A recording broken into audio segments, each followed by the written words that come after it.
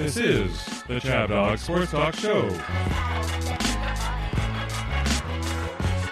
We're ADHD hosts that are OCD about our sports. Host Brandon Chabner brings you Eric the Well-Read, Frank the Tank, and Boston Mark for sports talk that's breaking news everywhere else. Now here's your host, Brandon Chabner.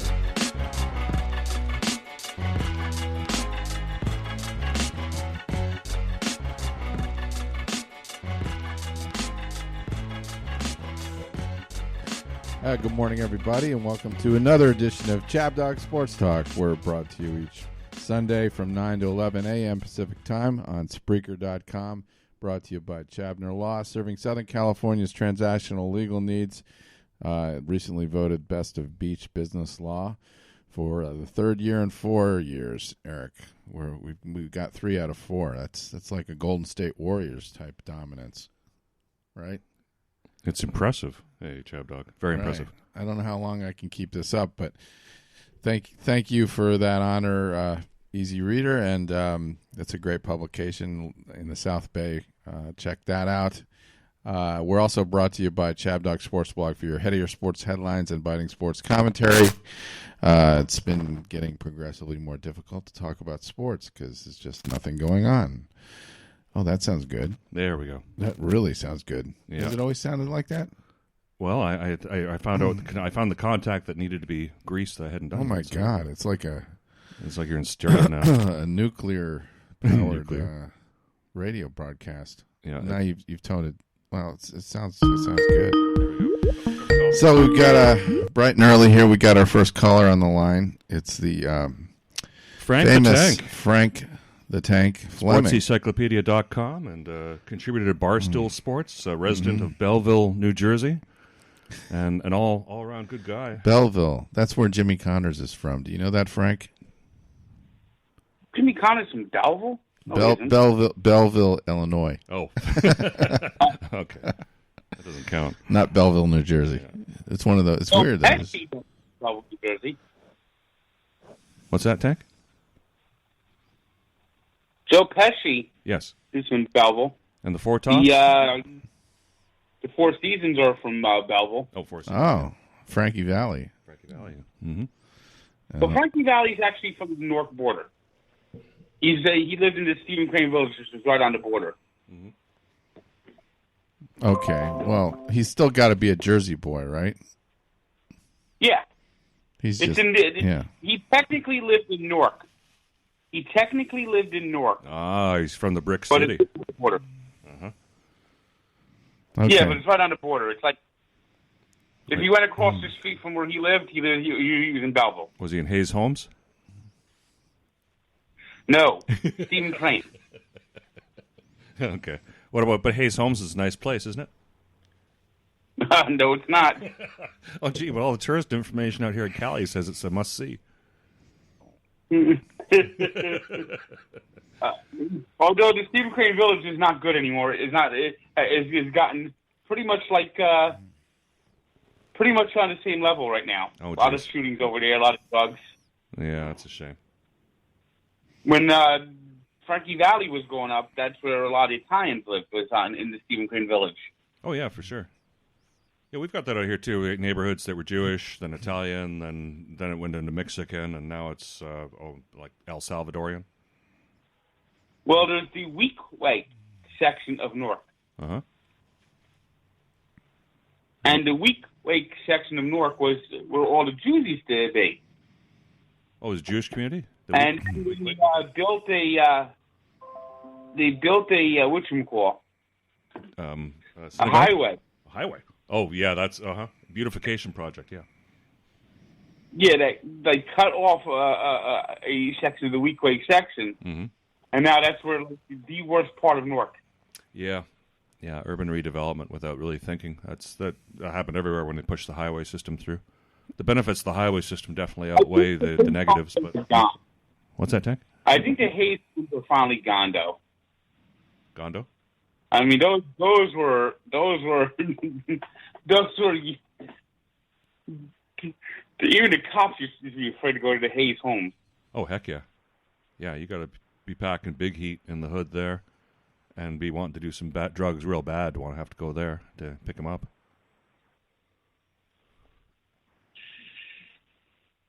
Well, Frank,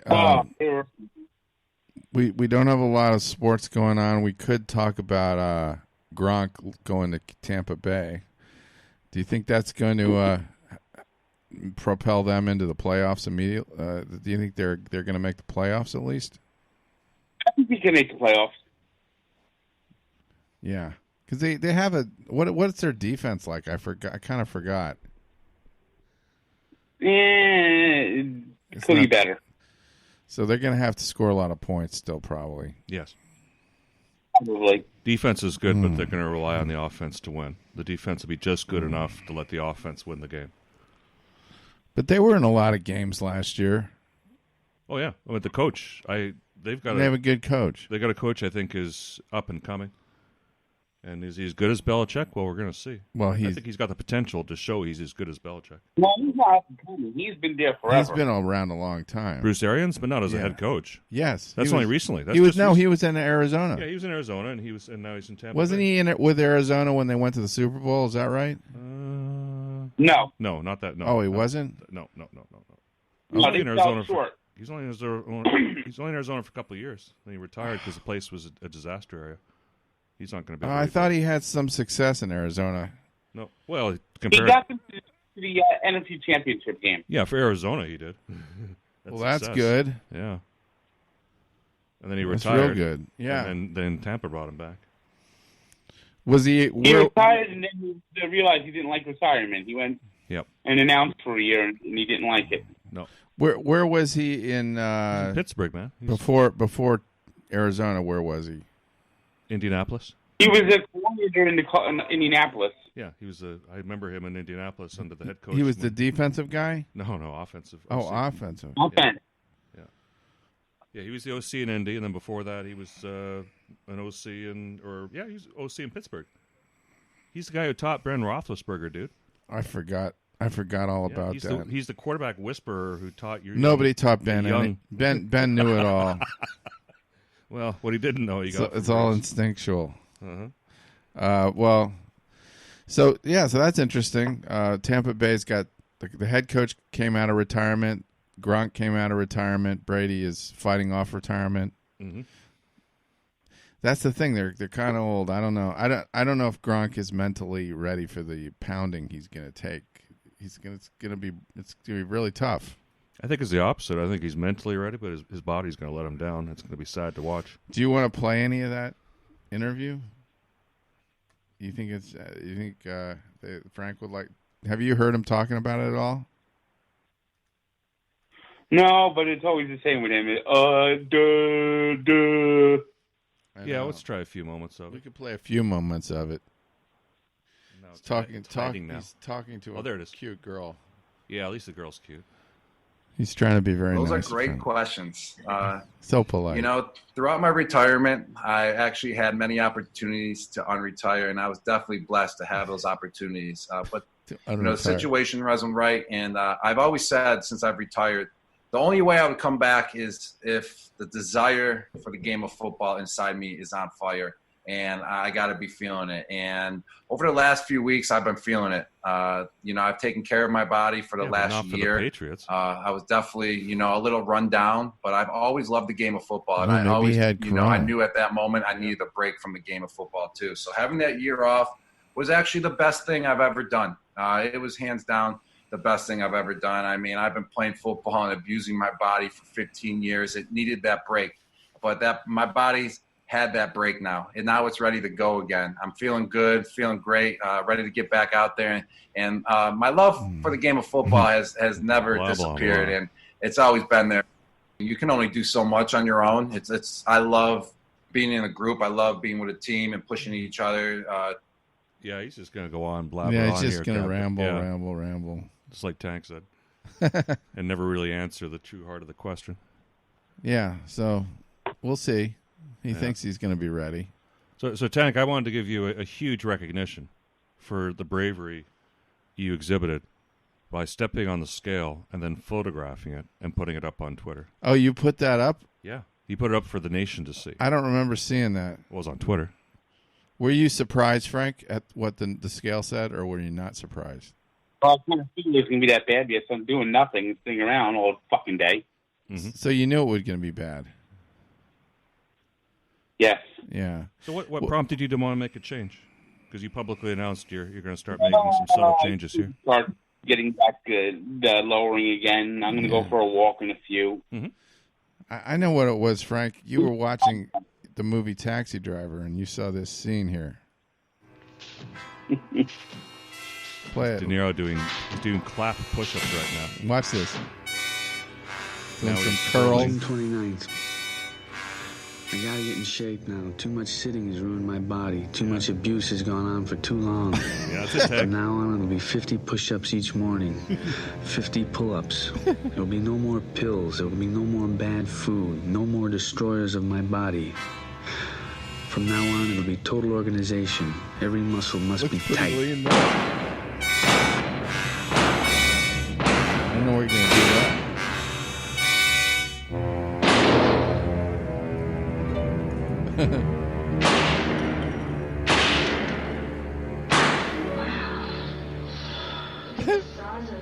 Oh, yeah. He's in a porno theater. Yeah. That's where I got that picture. Looks so good. Yeah. He likes going to porno movies in the theater. Like, who does that? There's a thing back then. I don't understand. That's disgusting. The idea had been growing in my brain for some time. True force. All the king's men cannot Palatine. put it back together again. Isn't that the Emperor's name, Tank? Palatine? We're pretty close. Yeah. Yeah, so, Frank, that'll inspire you. Pretty close. In fact, George Lucas basically took the emperor's name, and based it on that senator. That's what I thought. Yeah. That was clever. It's like those directors like sending messages to each other. Yep. Like to homage each other. That's it. An homage. Mm. So, Tank, about how are your personal liberties being curtailed, or if at all? You have no right in Soviet New Jersey. All you can own is the clothes on your back.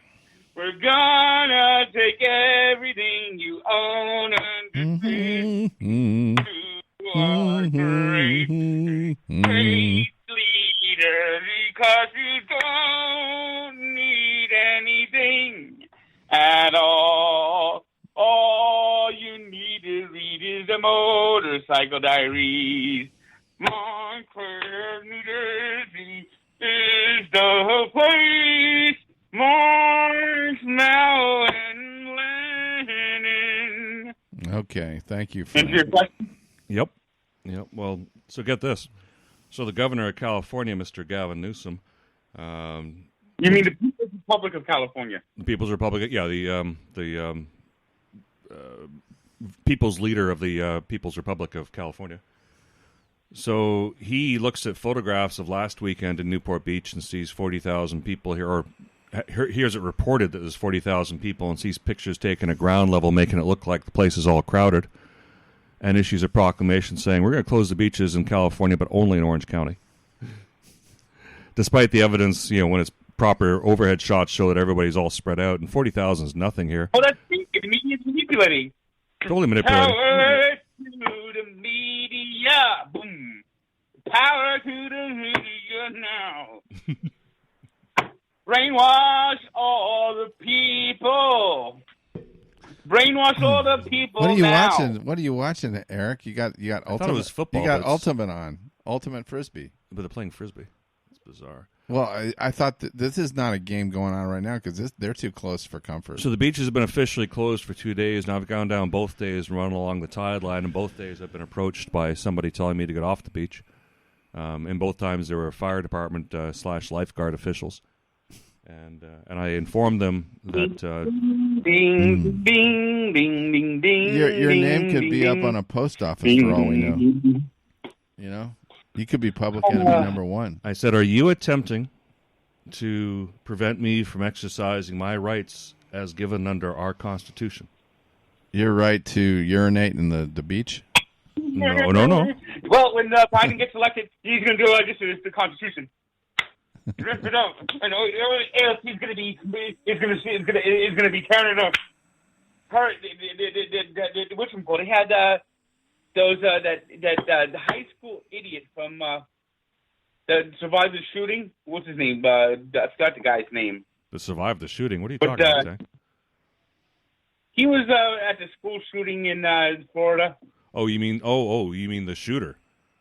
Not no, he was one of the ones that was like survived. He was like in the He was like 10 floors away from where the shooting happened. Oh. And he became like a spokesman. Yeah. And because of that, he got a free ride to Harvard. Oh. His father's like a Democrat, consultant. It's pretty good. You could parlay that into a free ride to Harvard. He said that he actually did a twitch of him ripping up the Constitution. The only solution, he said. What? I thought that was kind of like one of those illegal things to do, is be filmed tearing up the Constitution. That's like worse than burning a flag, isn't it? It's worse than ripping up a State of the Union speech, I think. Oh, that's death penalty material there.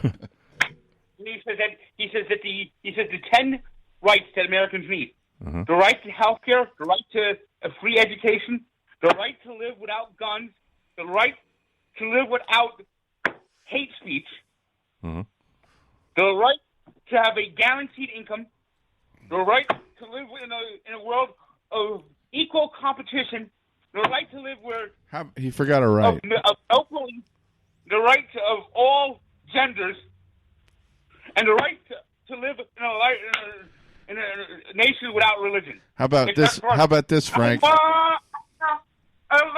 course, he actually says the only acceptable religion is Muslim. Really?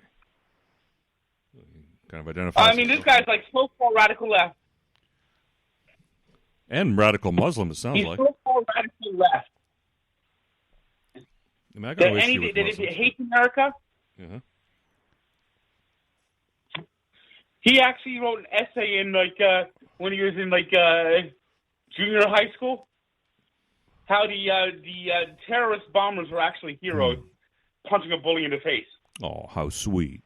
I hope his mommy wiped his mouth and changed his diaper too. And they said that he plans to run for Congress as soon as he graduates Harvard in an accelerated program. He wants to be in Congress when he's 25. What state? Well, he lives in Florida, but I guess. Oh, yeah, Florida's going to elect a guy like that. Yeah, no problem. Yeah, he'll have to. That won't be easy. That'll be a long haul. Well, that's what's so beautiful about our Constitution, Frank. Is that a guy? CNN called him Student of the Year. Well, I'm sure, yeah, but it's a left wing liberal school. I mean, that's how it's going to go, right? He's exercising leadership and an initiative and all these kinds of things. That's how they'd say it anyway.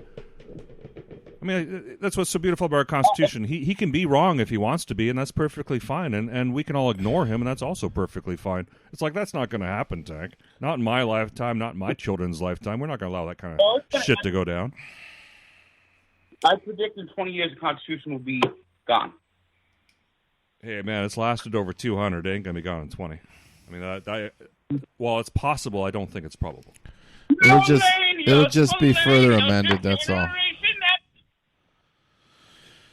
The millennial generation has been so brainwashed, so indoctrinated,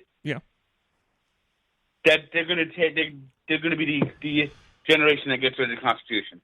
even one generation can't do it, but even right now, there's never been a time where one generation has so much power they can pull that off. Maybe we should switch this. It's so bad, it's like making me nauseous looking at it. Tell me the scenario in which you think in 20 years that happens, because I don't see it, but I'd like to see it. Give me a shot.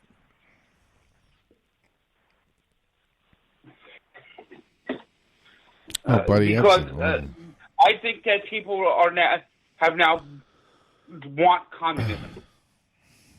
They want what? Comedy? Communism. No. Communism. Dude, no. you're stuck in New Jersey. We don't want communism.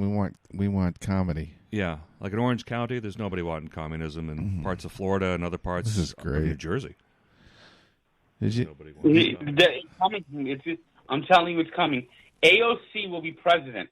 Okay, that's a real dystopian. That's a real dystopian future there. Imagine an AOC coin. Ooh. Having a look at those big eyes all the time. She go on the B side of the Susan B. Anthony coin. Think we do a Dog Day afternoon? Yeah, well, Frank, here's a guy that's taking matters into his own hands here. Come on, right? Yeah. Okay. This is what we have to do to fight off. You know, this movie was probably shot in shot in New York. What the fuck are you doing? Get back! Probably has. Shot in Queens or something. Okay. Come on out. Now, take a look at this. Come on. Here, look up here. Look. Look over here. Huh? So there's Al Pacino standing outside the bank, and it's just like sharpshooters everywhere. You got everything here, okay? Yeah. You seen Dog Day Afternoon? Yeah, I've seen that movie. Is that where's that set? Is that set in Queens or something? Brooklyn, I think. Brooklyn. Okay. I didn't think it was Jersey. What a whole weird scenario that movie was. But it was a true story. The crazy thing about it. It was true? Oh yeah, it was based on a true story. He was married and he had a boyfriend. That part's true. Yeah, he had a male wife. Male wife too. It's transsexual. Yeah, they're trannies. Release the hostages. Nobody's going to worry over kidnapping charges. The most you're going to get is 5 years. Like this guy that wanted the guy to have a play the clip with his wife. That's funny, man. That phone call. I'll get to that one. I don't want to miss his. He's going to yell at Attica here any minute. I swear to God, Pee Wee Herman was yelling this. Go back there, man. Get over there, will ya? He wants to kill me so bad he can taste it. I'm always going to kill him. Attica! Yeah, he was saying that.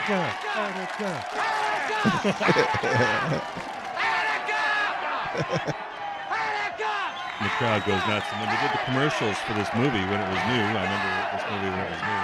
That's what they were playing? Yeah, but they would say it turned into a mob fest, and they were trying to make it like a comedy. Look at the afros in the crowd. It's got the crowd all worked up. Put their guns down! Put your guns down! Come watch it for the TV, guys. They kill us so Next time they try to make you leave the beach, you just say, yell, Attica.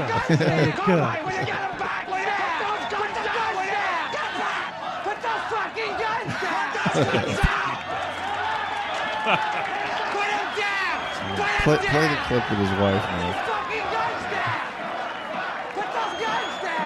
Yeah, we got an even better clip with his wife on the phone. Oh, that's here we are. Imagine being married to this woman. Sonny Jesus, I was watching it on TV. Yeah, so where's the kids? Oh, they don't know. I sent them to the neighbors. Sonny, I can't believe. I mean, it ain't like you. I know. You've never done anything like that. You never heard anybody before in your whole life. I'm dying, you know that? I'm dying here. Sounds like Sonny, Frank. I blame myself. I notice you've been tense like something's happening. like night before last, you're yelling at the kids like a madman. And then you want me to go on that ride, that caterpillar, from here to there full of those kids. It's ridiculous. I'm not about to go on the ride. See, you yell at me. You pig, get on the fucking ride. Pig. Well, everything fell out of me. My heart, my liver just fell to the floor. I mean, everything. Cause you know what it felt like? You yelled at me like that in front of all them people. I mean, because you never talked to me like that before, Sonny. I He's going to shoot me. He's going to dump my body in the river. Will you just shut up? And I was scared of you. I was scared. Will you shut the fuck up and listen to me? Just listen to me. You see that? See? With the language and everything. Well, I'm trying to talk to you. And you... A person can't communicate with you. I mean, you know, what am I here? I'm your wife. I'm your wife. You know something? You hurt me. You hurt me, you know that? Can you imagine marrying another man? Did I ever do anything to make you do that? I mean, did I ever turn you down or anything?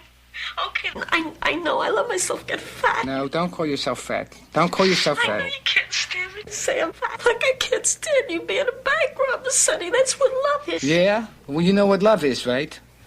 Yeah, so if you know what love is so much, why didn't you come down here? Where are you? Well... Talk to me about love. Go ahead.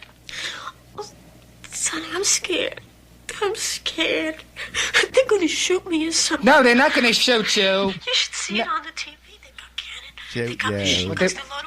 They were after me, Angie, not you, you know? It's late already by the time I find out it's just you and Sal. I mean, I can't get a babysitter. What am I going to do? Okay. I think that means no. Yeah. That's where the police left and said, yep, I understand completely. Yep. Imagine being married to her. Oh. I guess that would make me go tranny too, yeah. That's why he wanted a man afterward. He couldn't take it anymore. Yeah.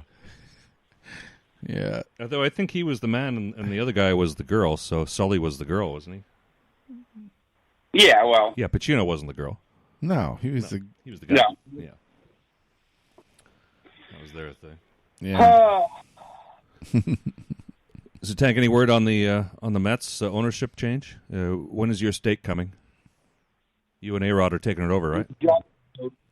God only knows. Yeah, you got to get in on this. You got to become part of management. Tanks, look, this is all secret negotiations. I know I'm not. Well, I know the truth. I know you can't tell the truth, but I know the truth. I know you know everything's going on here. I don't know anything. That's exactly what somebody who would know would say, yes. Good work, Tank. I know. You've signed some kind of an agreement. It's got to be non-disclosure. Confidential. Mm-hmm. And we respect that. Yeah, we respect that, Tank. But one day when you're the owner, part owner, minority owners... Remember your friends. Yeah, remember your friends. We'd like to see a game with you in the box, too. Yeah. Yep. I'm sure you'll love it one day. Speaking of which, years ago, maybe it was 10 years ago now, I was in New York and I was going up an elevator to a suite with the owner on Park Avenue, and it was like really tall, and he was on the top floor, but one of the guys that got in was one of the minority owners of the Mets. I don't remember his name off the top of my head because there's a gazillion of them, but it was one of them anyway. So there's my claim to fame. Well, we all have stories like that. I was with Kevin Smith. Kevin Smith? No, it was an older gentleman. This guy was in his 70s. Yeah, nice gentleman. And then we got up to this guy. He got off on like the, the 18th, 19th floor, and then the elevator went up to the penthouse. The doors opened. We walked right into the suite. Once upon a time, the Mets partially owned by George Bush's uncle. Really? I didn't know that. I know Doubleday was in there for the longest time. Yeah, Doubleday brought it after this. Doubleday brought the team along with the Wilpons, and the Wilpons brought Doubleday out in 2002. Okay. Yeah, because Wilpons was the majority owner, and Wilpons were just getting carried along. This was on his mother's side. It's George Walker Jr.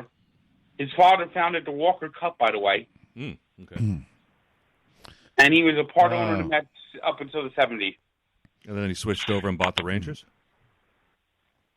No, this is the uncle, not George Bush Jr. So this is a whole different part of the family. But it is all related. I remember what it's George Herbert Walker Bush. Correct. HW. Yeah. Yeah. Yeah, well, this was George Herbert Walker Jr., the son of the guy that founded the Walker Cup. Yeah, I remember the Walker Cup. What was the Walker Cup? For amateurs? It was like an amateur golf championship or something like that. For amateurs. Mm-hmm. Yeah. remember playing golf with balls that had a Walker Cup on it. Yeah. Really? Yeah. Huh. Those were the days when I played golf. We used to play golf. Golf. They call it golf. Why, in Scotland? Do you see Caddyshack was on last night. I don't know if you saw it. Do you get cable? This one about the Jew, the Catholic, and the colored boy who went to heaven. I think it's about a week ago. Caddyshack is one of those movies that's on all the time. The Catholic and the colored I boy haven't who went seen to it in heaven. about 2 months. Yeah. That's a doozy, Judge. Never ask a Navy man if he'll have another drink. Because it's nobody's goddamn business how many drinks he's had already, right? Wrong. You're drinking too much, Your Excellency. Excellency. Fiddlesticks. My name's Fred. I'm just a man, same as you are. You're not a man, you're a bishop, for God's sake. There is no God. There is no God. That's the way I feel sometimes. Kind of blasphemous stuff. I know. The bishop's playing golf in the rain. I don't think the heavy stuff's coming down for another hour. Yeah, I don't think the heavy stuff's coming down for at least an hour. I never slice.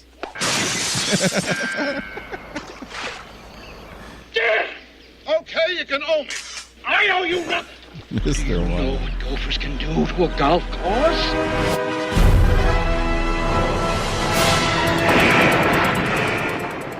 Gophers. Or the Gopher. Play the music. I'm all right. Don't nobody worry about me.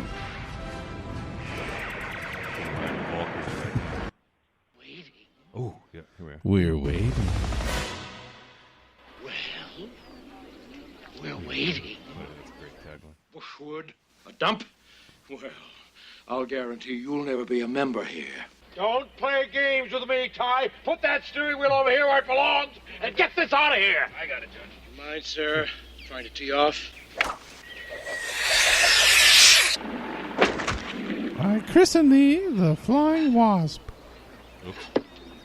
Spaulding, this calls for the old Billy Baroo. Hello! Please! She's kind of hot. Cindy Morgan. Then Are didn't you do trying to make anything time after with my this, best girl, huh?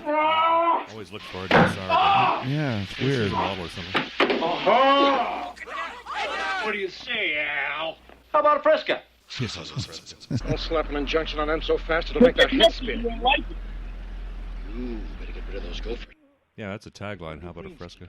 Yeah. Well, see you on deck, Senator. He does look like he came Looks out like of a my Scotch. folks won't have enough money to put me through college. Well, the world needs ditch diggers, too. You don't want that scholarship, do you? I guess I don't. I guess you don't. Yes, you don't. Hey, you want to make $14 the hard way? You're no gentleman. Yeah, I'm no doorknob either, all right? I never want to see that man here again. I, Bushwood? Oh my God! Cut that off! Too bad Ted Good old days. Knight had to die so young. Yeah. Oh, woe is we. Last time I saw a face like that, it had a hook coming out of it. Yep, you saw a lot. He knows his hat Dangerfield. like this, they give you a bowl of soup. But it looks good on you. Did you ever watch the A&E did a show about the making of Caddyshack? I don't think so. That'd be a good one. Yeah, what did they say? No, they did. It's like they did like like a making of the Caddyshack that was on A&E, something like that, and it was basically Rodney Dangerfield got on the set and just ad-libbed the whole time.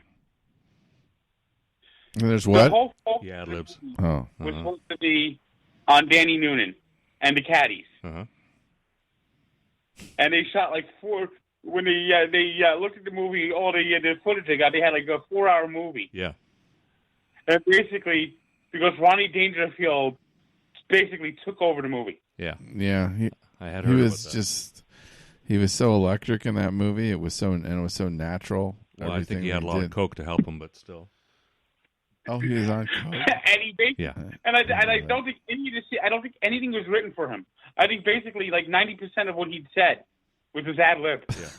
Like that thing in the golf shop when he walks in and says, "Oh, that looks great on you." Buy a hat like that, you get a cup of soup. Bowl of soup. Free bowl of soup. I'll take 2 of those, 3 of these, 2 of those naked lady tees.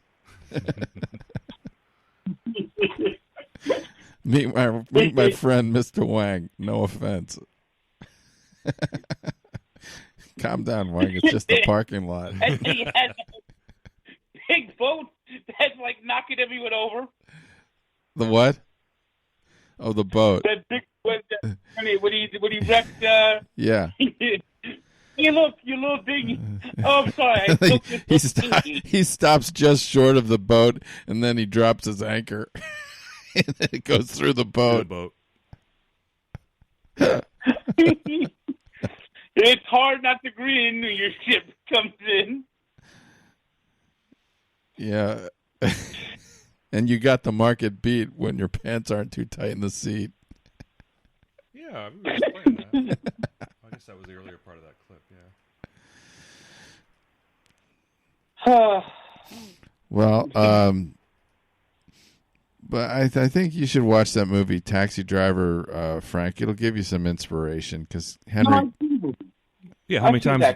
How many times have you seen it? Maybe about 3 or 4 times. Yeah. Do you, in many ways, do you emulate the character? Travis. No, don't laugh. Oh, I think Travis Bickle is one of the great American heroes. Yes. Yeah, we all channel little Travis Bickle sometimes in our lives. Yeah, it's just he every once in a while you think, yeah, man, that guy's making sense to me. Yes, and then he'll do something totally ridiculous, like don't you like with that? Yeah, but like he took that girl on a date and he took her to the porn movie. Well, he likes to go. Share things. That was a little strange. A little. No, he's just sharing what he likes to do because he loves going by himself. But he had very good insights into other people. Like, he hated that Albert Brooks character who was really annoying. The guy in the political campaign. Mm-hmm. Yeah, you could play the thing with them in the diner. That was a good scene. Oh, the young Sybil Shepherd. Yeah. Sybil, he's hitting up Sybil Shepherd, and he's doing a great job. More De Niro. No, that's no. There it is. You know, a lot of people don't realize Harvey Keitel was sport in that movie. Yeah, no, he was sport. One of these days, I'm going to get organized. You mean organized? Organized. Organized. Joke. ORGANEZIEZD. Oh, you mean organized, like those little signs they have in offices that say THIMP? Oh, she's fucking with him now. I don't know if you got that. Do you like the place you work in? Got some good people working for us. And I think Pallandine's got a good chance. Look where her hair is like right around her mouth. You know you have beautiful eyes. Yeah, I thought he was staring at her tits. Well, that too. He's nice eyes too. Beautiful blue eyes. No. Do you like the guy you work with? Yeah. He's okay. I don't know what. Yeah, but I know. But do you like him? Well, he's funny and he's very good at his job. He's okay. Though he does have a few problems. I would say he has quite a few problems. His energy seems to go in the wrong places. When I walked in and I saw you two sitting there, I could just tell by the way you were both relating that there was no connection whatsoever. And I felt when I walked in that there was something between us. There was an impulse that we were both following. So that gave me the right to come in and talk to you. Oh. Otherwise, I never would have felt that I had the right to talk to you or say anything to you. I never would have had the courage to talk to you. And with him, I felt there was nothing, and I could sense it. And when I walked in, I knew I was right. Did you feel that way? I wouldn't be here if I didn't. See, she's kind of liking him now. Where are you from? Those eyes. Like, those come fuck me eyes. Yeah, but never didn't happen because he screwed it up. That fellow you work with, I don't like him. Not that I don't like him, I just think he's silly. He's got the biggest juke. I don't think he respects you. Albert Brooks. I don't believe I've ever met anyone quite like you. Ex-Marine. Yes, Travis Bickle, an American hero.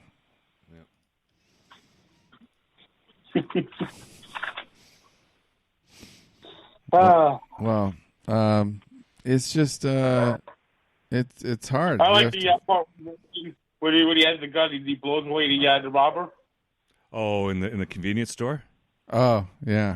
Yeah, that's such a great scene. And then the guy says, "Yeah, it's okay, get out of here." And then he takes the crowbar. He takes the crowbar and finishes it off. Finishes him off. And then, of course, there's the gun scene. I should pull up the gun scene. Oh, the gun scene. That is the best. Listen to this. We got a clip from where he's buying his guns, and the guy gives him like a rundown of everything. It's like, the taxi driver. Well, you know the scene, but it's such a great scene. This one. Keep going. Oh. Up. Oh, Travis buys guns. It's this one here. Yeah. June 8th. My life has taken another turn again. The days move along with regularity over and over. One day in what our life is from the next. A long, continuous chain.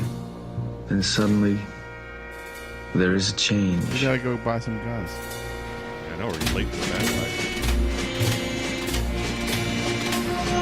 See, at New York in the 1970s, all that trash. It's dirty. Yeah, that looks like the Seinfeld restaurant right there. Hey, Travis, this here's Easy Andy. He's a traveling salesman. Easy Andy. Traveling salesman. Gotta have a traveling salesman. Guns, anyway.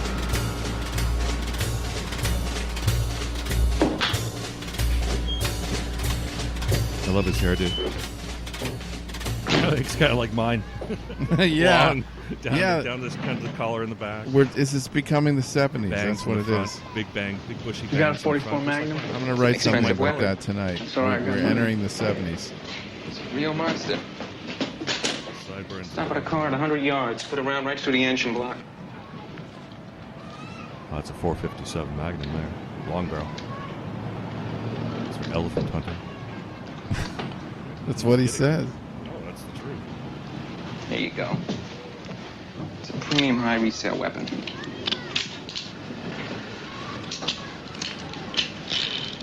Look at that. Look at that. That's a beauty.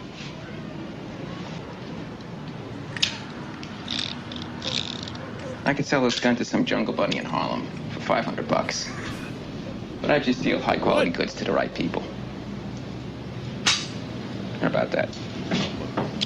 This might be a little too big for practical purposes. Yeah, in which case, for you, I'd recommend 38 snub nose. 38 Look at this. snub nose. Look at that. That's a beautiful little gun. It's nickel plated, snub nose. Otherwise, the same as a service revolver. That'll stop anything that moves. A Magnum, I use that in Africa for killing elephants.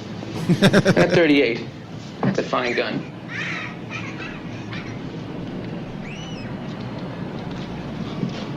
Some of these guns are like toys.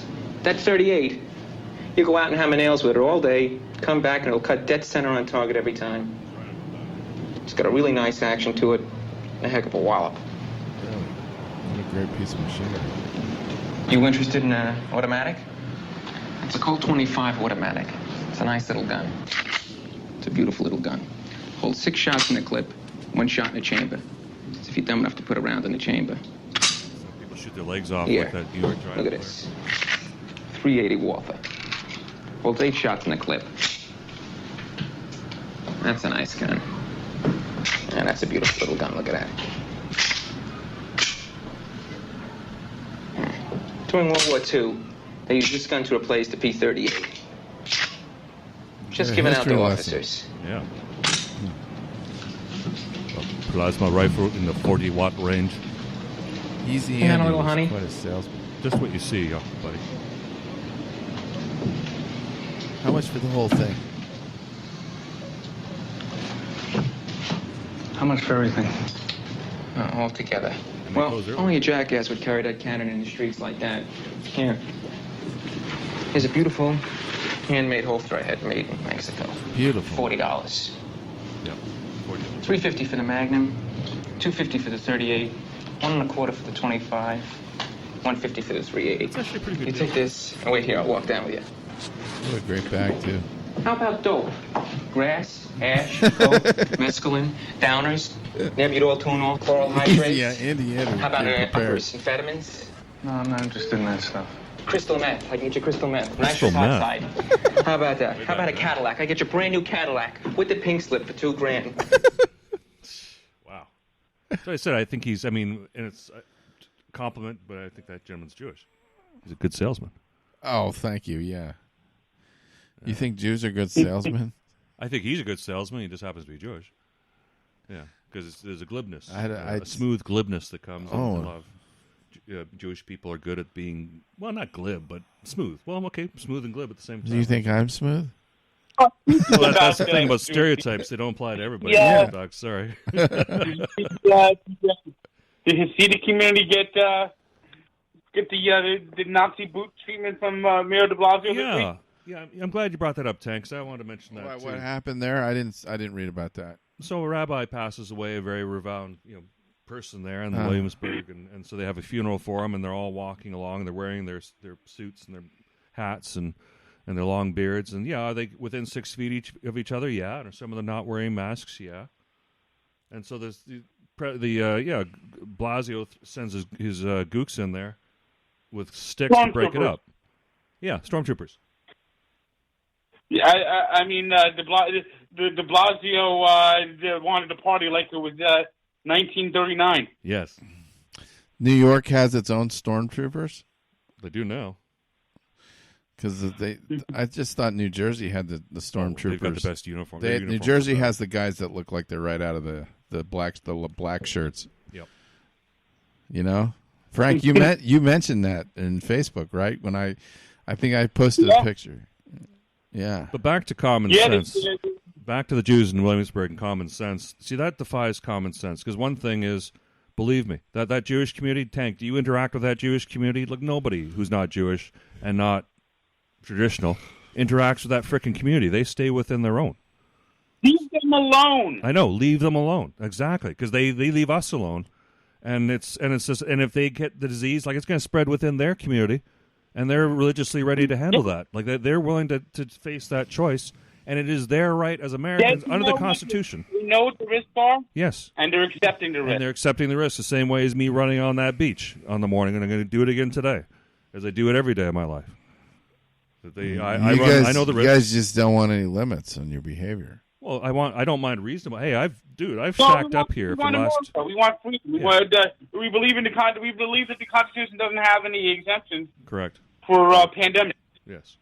But that being said, Tank and we have voluntarily gone along with that under our right in the Constitution to agree with what they were saying, and we both isolated ourselves for the last 6 weeks, as you have, Jab Dog. We've done that, and we volunteered to do that. But there comes a limit to what I'm willing to volunteer to, and the Jews, I guess, having their funeral there. I think that's breaking their limits. It comes down to breaking mine. Whether they want to try to enforce these laws and these rules. And de Blasio chose to do so and went in hard against the people who had did those people get arrested or something, or they just got broken up? What happened? I don't think anyone got arrested. Did they, Tank? I don't know if they got arrested, but they certainly got broken up, and some people were thrown to the ground. Yeah, in a physical manner. It was not good. Probably was not a good public relations move by him. No, I mean, de Blasio, he's not standing for re-election anyway, but he's made a few missteps. You don't think he'll be president before AOC is? They just wanted to do all it is about control. Yes. So speaking of control, let's bring up, I heard some interesting things this week about some companies, like Hertz Rent-A-Car. They're getting close to filing. Really? For Chapter 11 because they can't make their lease payments on their cars, so it's just rolling down hills. J. Crew, he's close. I mean, this is the beginning of a lot of problems. If we can't if we can't get back to work and get things going again, because another 30 days isn't going to work. Yeah, it's just the only and even the pressure is coming from the top and flowing down, and they can't. The companies are caught. Well, it's coming sideways to companies now because it's like, hey, they got to make payments. I mean, the whole economy was based on leverage, or at least a large chunk of it is based on leverage, which means you borrow the capital. So Hertz is a perfect example. They don't own the cars; they simply lease the cars, and then they rent the cars out for more money than costs. Rental car demand is that's a very big. All those cars are parked around Dodger Stadium right now. That's a very big. It's very tied to the cyclical economy, So well, yeah, and they keep they only get as many cars as they need, and then they let them go off lease. Right now, they're just stuck with the entire fleet in a parking lot.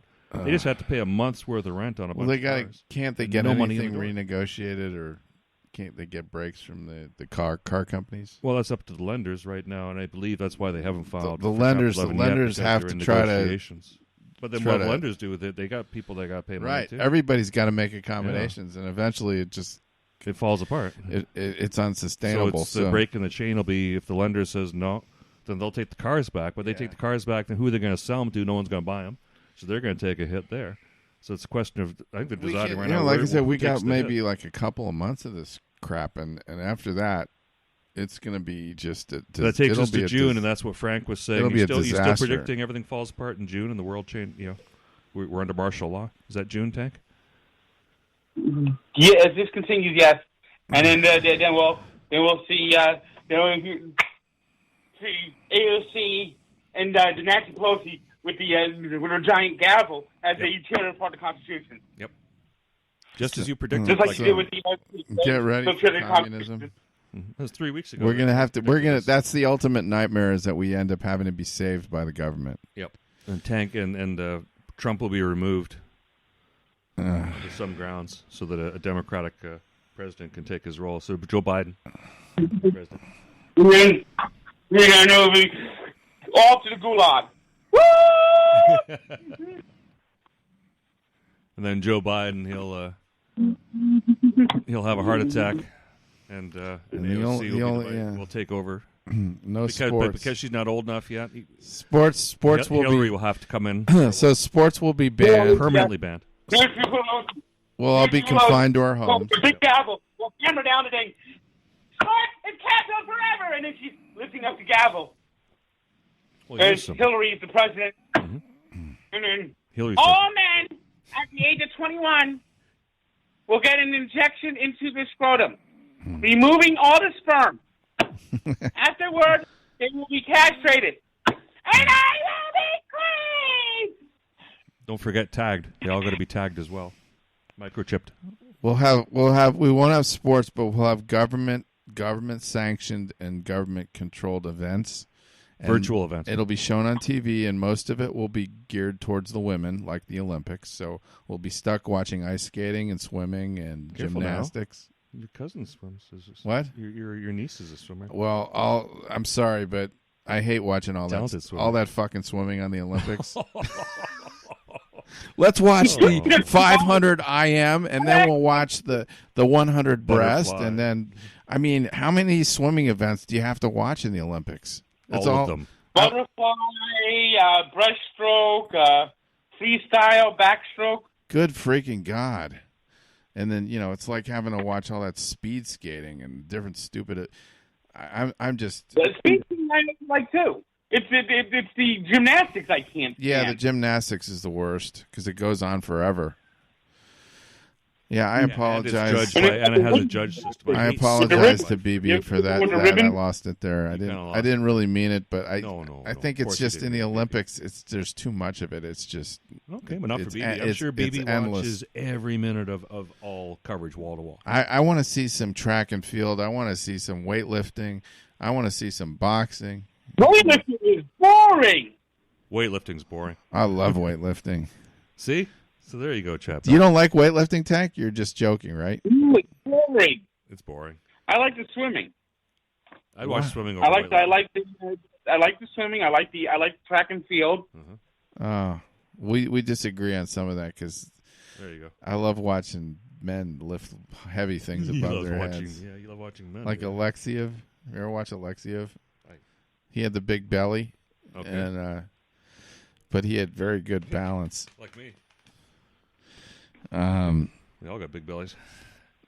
Yeah, you're actually looking. I don't know. I try, but it's hard. I break down every night, usually around 11 o'clock. How many days do you eat takeout food? 7? Maybe 3. 5. 3. Yeah, that's why he looks good. Really? Tank, how many days do you eat takeout food? Probably about 3 or 4. Oh, okay. That's good to hear. Yeah, it's like if that includes this on Sunday, then I what can I say? Sometimes you can't avoid it. That's right.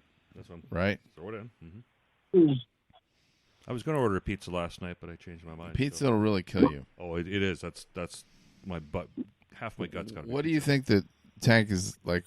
Pizza's got to be in the list of top 10 worst things to eat if you want to lose weight. For losing weight.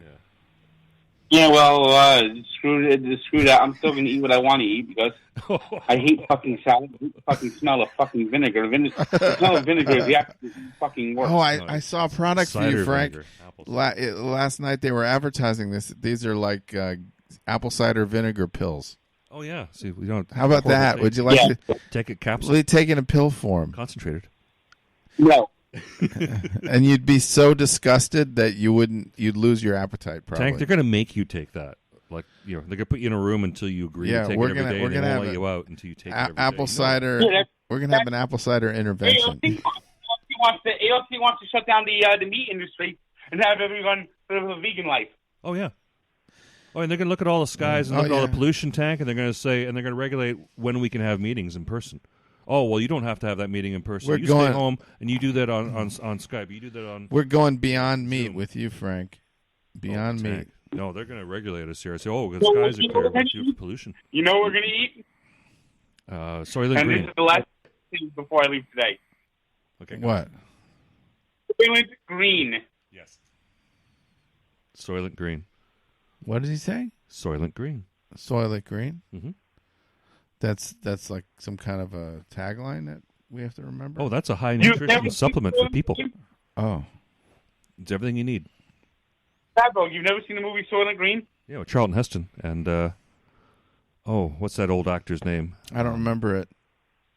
Edward G. Robinson. Edward, thank you. Oh, I love his last role, Edward G. Robinson. I think I saw part of that movie. Yep. Yeah, he gets euthanized. I think Edward G. Robinson died like just after shooting it, or just before it came out, or something like that. Something like that. Yeah, that was a great film. And basically, they discover that at the end of the movie that there's food shortages, and Charlton Heston's playing a New York cop. It's like New York is got completely like. The smog. It's hot. Hazy. Yeah, it's hot and it's the air is bad. Yeah, the environment's gone. So it's got a science fiction type twist to it. It's dystopian future for sure. Yeah. This movie, it was the last. The movie, Edward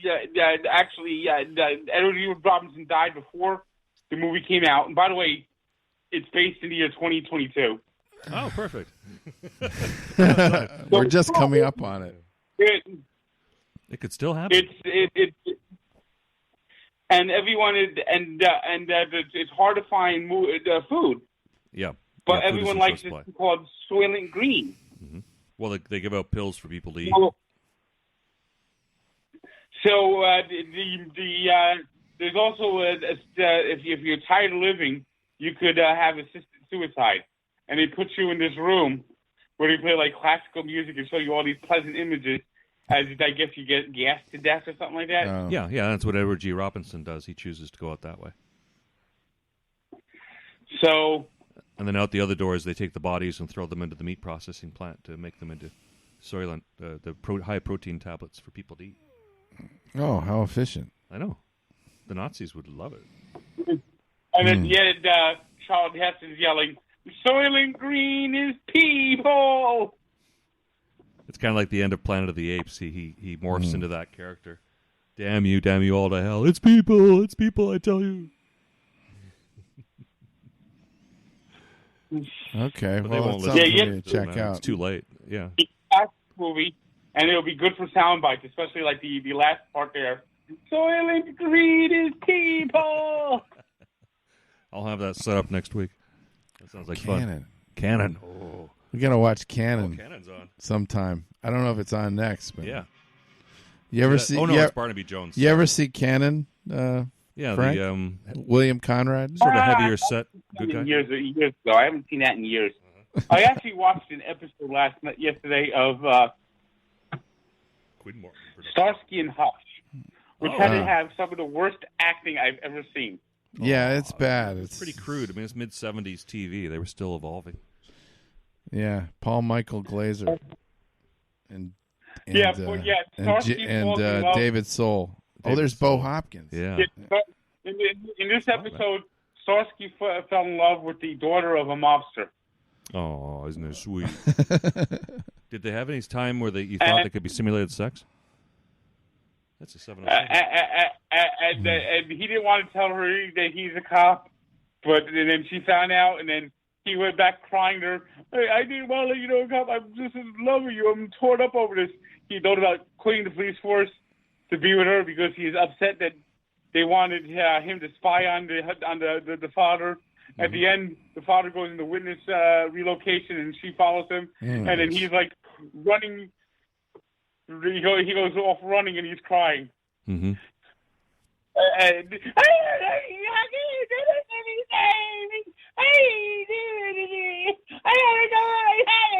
this is literally how the acting is. How melodramatic. I mean, it is. And then they're playing the violin. That's when whatchamacall came out. Barbara Wawan said there's too many violins on TV. Ah, that's part of that whole violin fetish that went on. Was that 1977? Well, we blew through the 10 o'clock hour here. Well, I'm glad we got it filled. Yeah. Well, Frank, we're going to go to a break. Are you going to stick around, or are you going to go? I'm going to go. Okay. Yeah, he's going to go for a walk, right, Tank?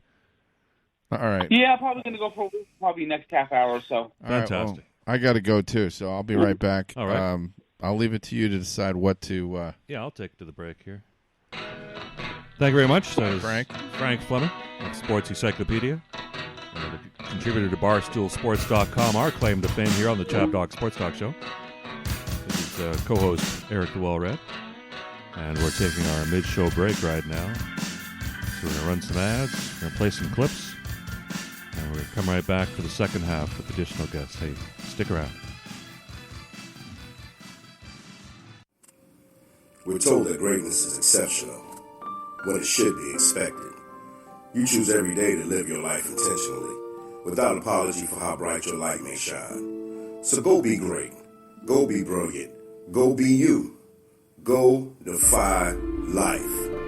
The Defy Life movement is one that speaks to each of us in its own way.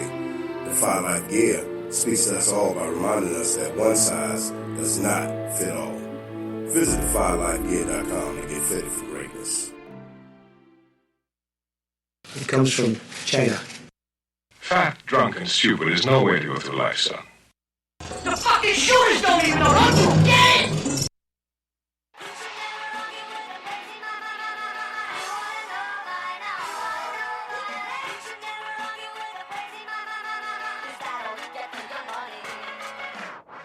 The law office of Brandon S. Chabner, serving clients in Southern California with transactional legal services since 2007. We handle general, corporate, outside counsel type work, drafting and negotiating a wide variety of business and commercial contracts, including non-disclosure agreements, independent contractor agreements, and employment agreements. Our experience includes working with public and private companies and involves a broad range of industries, including healthcare, consumer products, real estate, and high technology.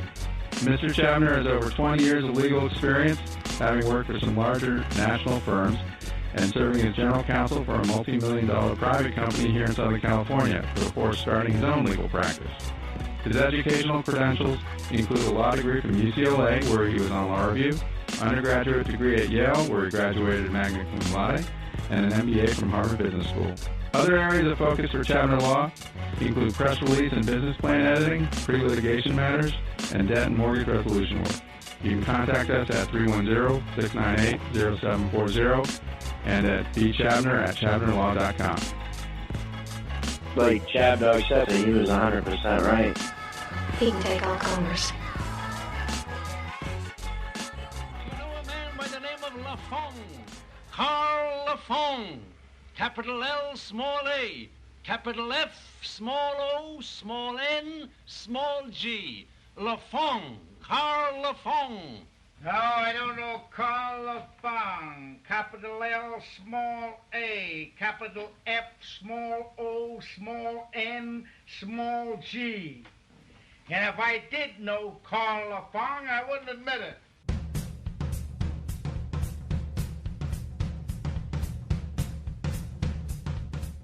Listen, you've all got to realize one thing. That I am the master of this household. Harold? Yes, dear? I don't know why it is that every time I want to talk to you, you're off in some other part of the house. Don't get tangled up in that thing again. I won't get tangled up in nothing.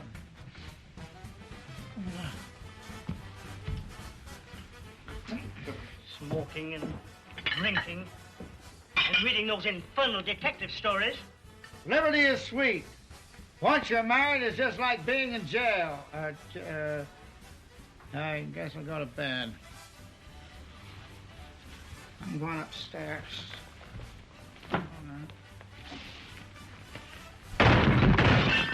Say, it's lucky to walk under the horseshoe.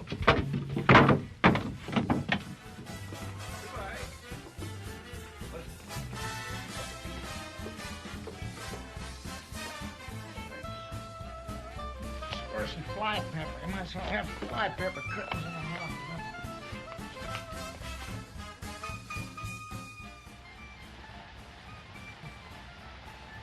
Harold, are you drinking? No, I'm not, dear. I was thinking. Ambrose. Ambrose? Yes, my dear? What are you doing in the bathroom? Brushing my teeth, dear. You're drunk. And you're crazy. What? And I'll be sober tomorrow, and you'll be crazy for the rest of your life. What? Are you sure you're brushing your teeth? Yes, dear. Was I in here last night and did I spend a $20 bill? Yeah. That's Colonel. Oh, boy, what a load that is off my mind. Is it Shem? I thought I'd lost it. Why do you drink so much? Because I like it.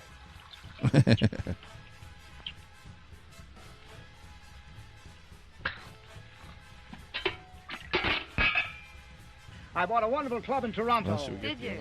Give me that Canadian club. I'll let you finish your... This is a very remarkable piece of wood, and I told you to hide that. The other one. You got two joints there, right? Everything you like to do is wrong. According to you, everything I like to do is either illegal, immoral, or fattening. This boat was launched in 1881. So was my wife, but she's still seaworthy. She's probably got barnacles all over. The boat, I mean.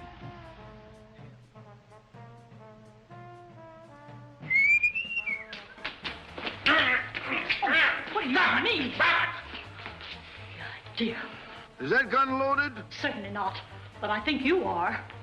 There he goes again, down to the saloon to read that silly detective magazine. Well, that's right. You've been smoking again in your room. No, you tell me where to go. I'd like to tell you both where to go.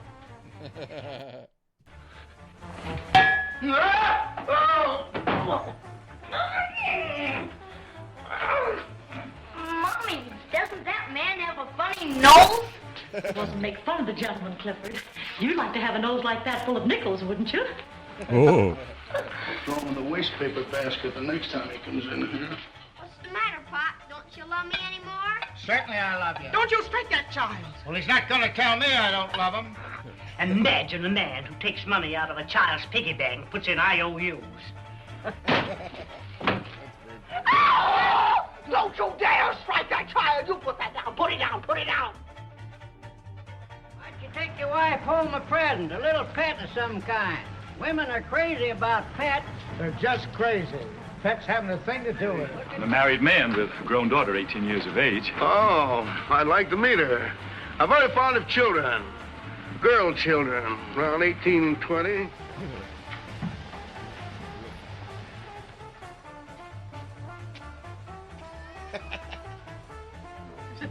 I am the Countess de Piazzi.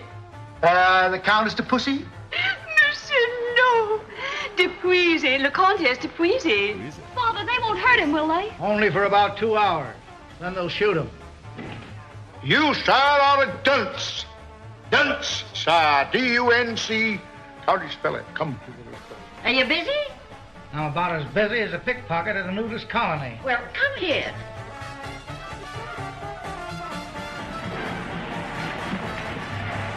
Goodness gracious! The river is rising!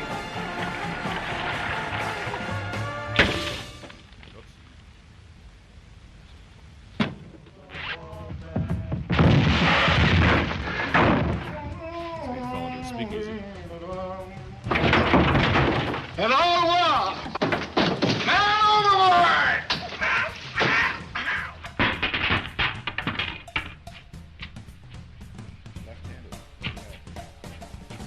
Glad to know you, Mr. Bean. Glad to know you, Frank. Step right into my office. We have a lot in common. I don't like alcohol that much.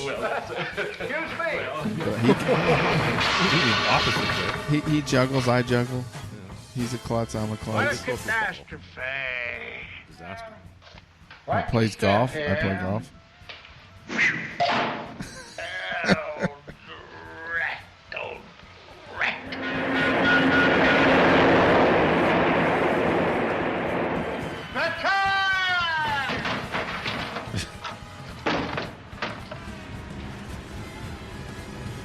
Love playing golf.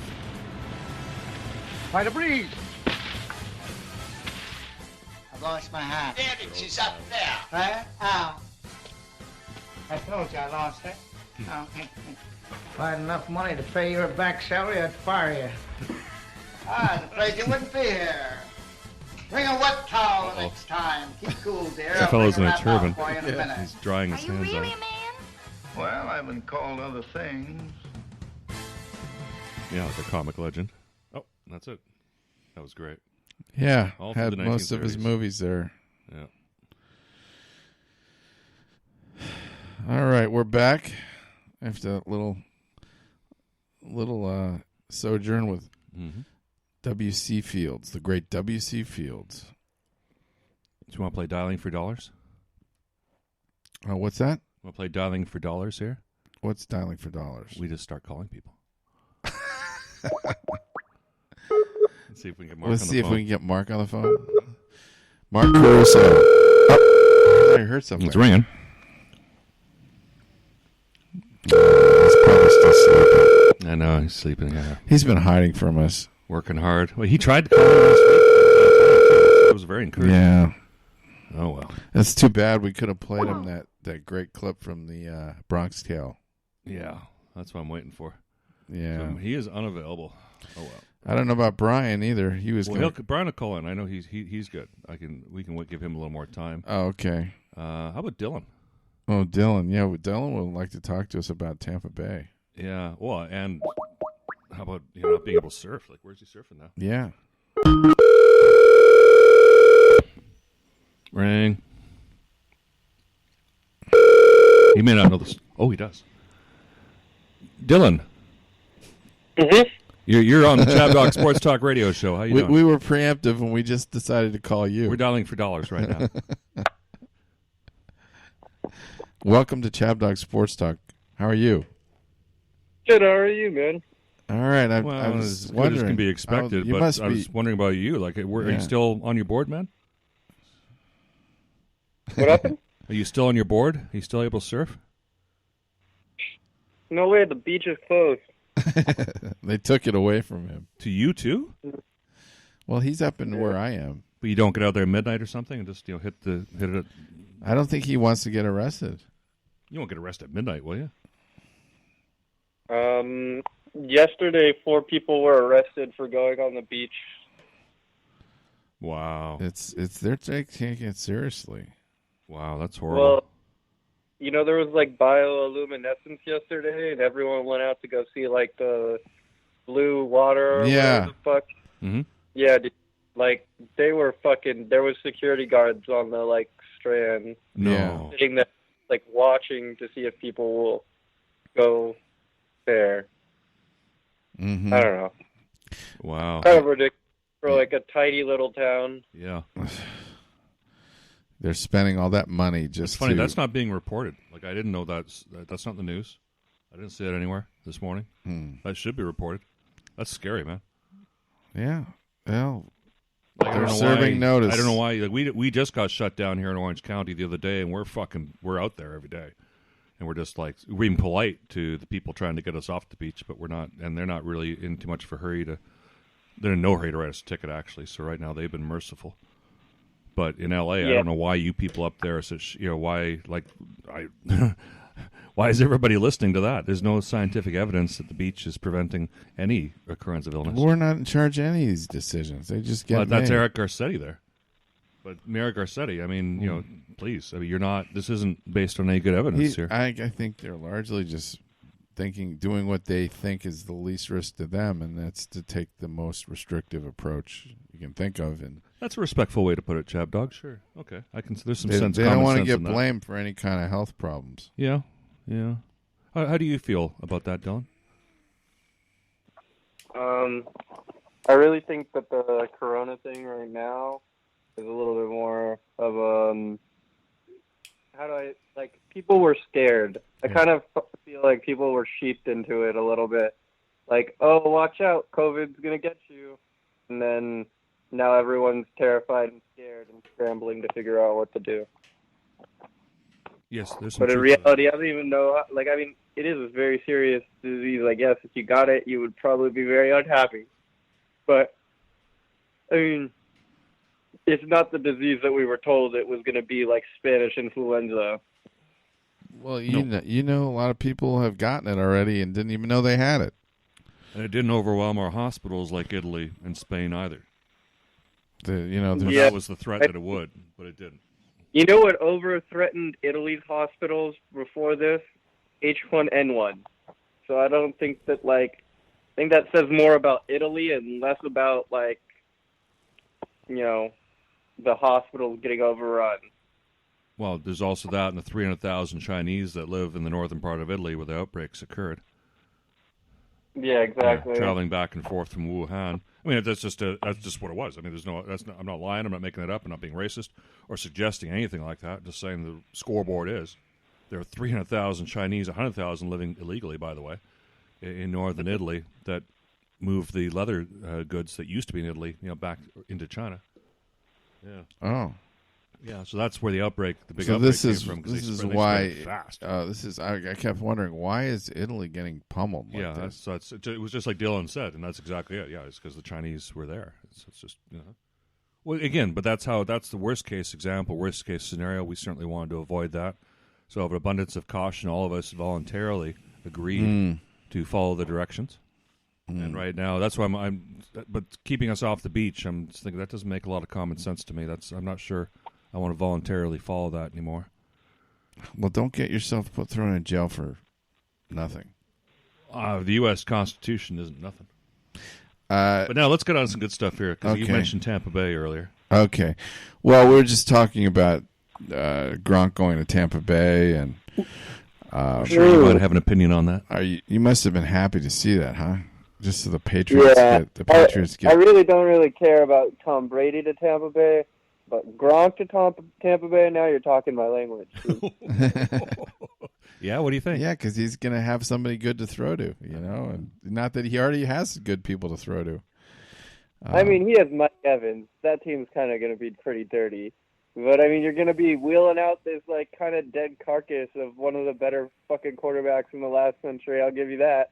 But it's am I really going to say that I think that Tom Brady's going to be the hugest thing in Tampa Bay? I don't think so. I don't think he's going to be, as special. But that being said, I can see it. It would be quite the miracle, though. I'm not gonna lie. I don't think he's gonna fit in like he did in New England. Mm-hmm. Do you think he'll last a season before getting injured? Yeah. Well, I mean, look, I think his name will carry him for like as many seasons as he wants to go. To be quite honest, like, I think that if you're Tom Brady, you play till people like stop giving you chances. And that's it. I really do believe that. Like I don't think that there's any team that won't say, "Oh, you're Tom Brady? Okay, well, I don't think I'm not even going to consider it." Like, no, that's true. You know, so like I mean, some teams probably are happy with whatever quarterback they got. Don't get me wrong, but like even Aaron Rodgers is up on the next tour to see where he goes. Surprisingly, yes. Very surprisingly, that was a real slap in the face. Super surprisingly, Gruden likes him, and of course, where is he going to come next? Yay! That would be pretty cool. In Las Vegas. Exactly stoked on that. Yeah, Aaron Rodgers on the Las Vegas Raiders. Yeah. I never thought of that before. That makes perfect sense, though. After this season, you might pick him up. That'd be wow. Okay. Yeah. Well, look, I mean, we're having issues with Carr. Okay, we're definitely having single homosexual guy in Las Vegas. Carr can hold you off for a year.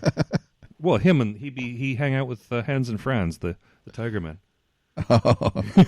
He'd do threesomes with the Tiger Men. Rodgers would. I mean, like, dude, he's gonna share the spotlight with Mario this season. I guarantee that's not going well. No. One of those people is leaving Oakland pissed. Yeah. No, Carr will go because he's already proven. I think he's worth one more year, but he's already proven he's not going to take the team to the promised land. He's good though. He's definitely. I would be good, excited about Aaron Rodgers. He was bad. No, he's an NFL quality quarterback. Yeah, he gets hurt too much. He gets hurt all the time. Yeah, unfortunately, that's true. But he gets hit pretty hard too. His skills are. I don't know. I'm not a big good at getting David hit Carr hard. fan. You got to get in the car. I like Joe Burrow though a lot. He's going to do well. He will. Oh, okay. Joe Burrow.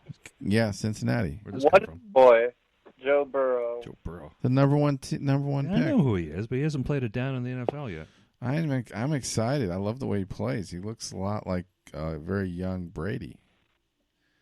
Oh, well, hold on a second. I'm not sure we want to go there, but he makes very good decisions. He's got great, release and judgment. Everything's. Does he look a bit like a Stidham? No.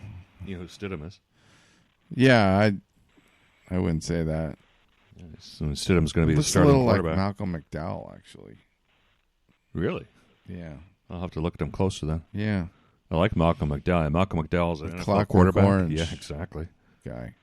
Take me out to the ball game, smash. Yeah. What was I going to play for Dylan? There was something we had. Let's have a look.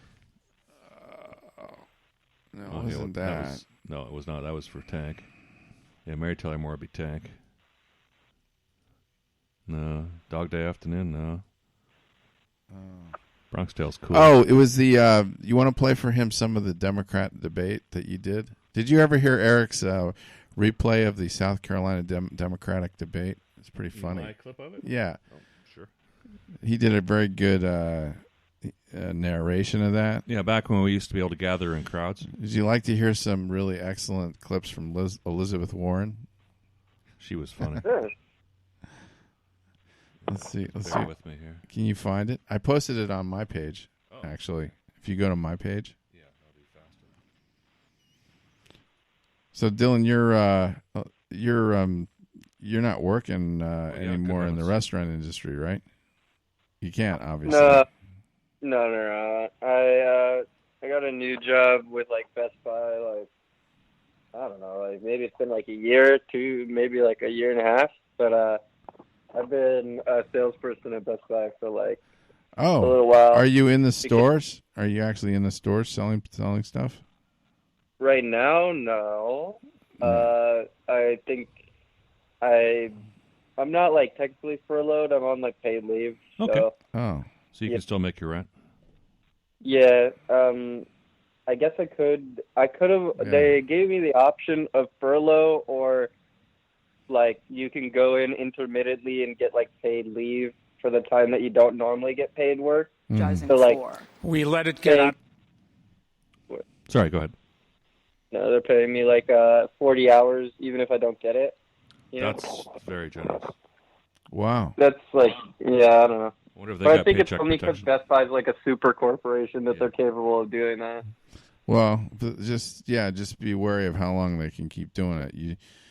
That's wonderful that they are. Yeah, That's it's great. great. We were talking earlier in the show about the hardships that are going on. Hertz Rent-A-Car is on the verge of going down, among a number of other restaurants. I saw There's my already gym was down. about, I think, going to go out of business. 24-hour fitness. 24-hour fitness. I heard about that. That's possible. It's a possibility. Same thing. They're leveraged. They don't own any of the buildings that they just lease them, and they can't pay the lease if they don't get the monthly dues. So. Mm-hmm. You got that. There was Watermark, M-A-R-C, spelled the correct way. Watermark Restaurant in Laguna Beach announced it's permanently closed yesterday. Uh-huh. And that's been there for 12 years in downtown Laguna Beach. Yeah. And this tip the iceberg. This is the beginning. So, well, we've got the Democrat debate clip. It's ready now. I want you to hear some of this. Control, and when I realized that, I cut it back by 95%.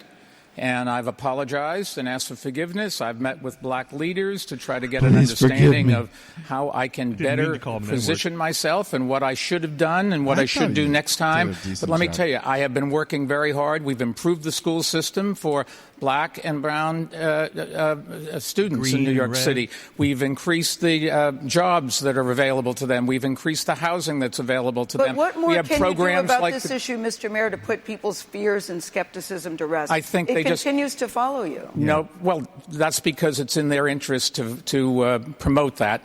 But if you talk to the people in New York City, I have over 100 black elected officials that have endorsed me.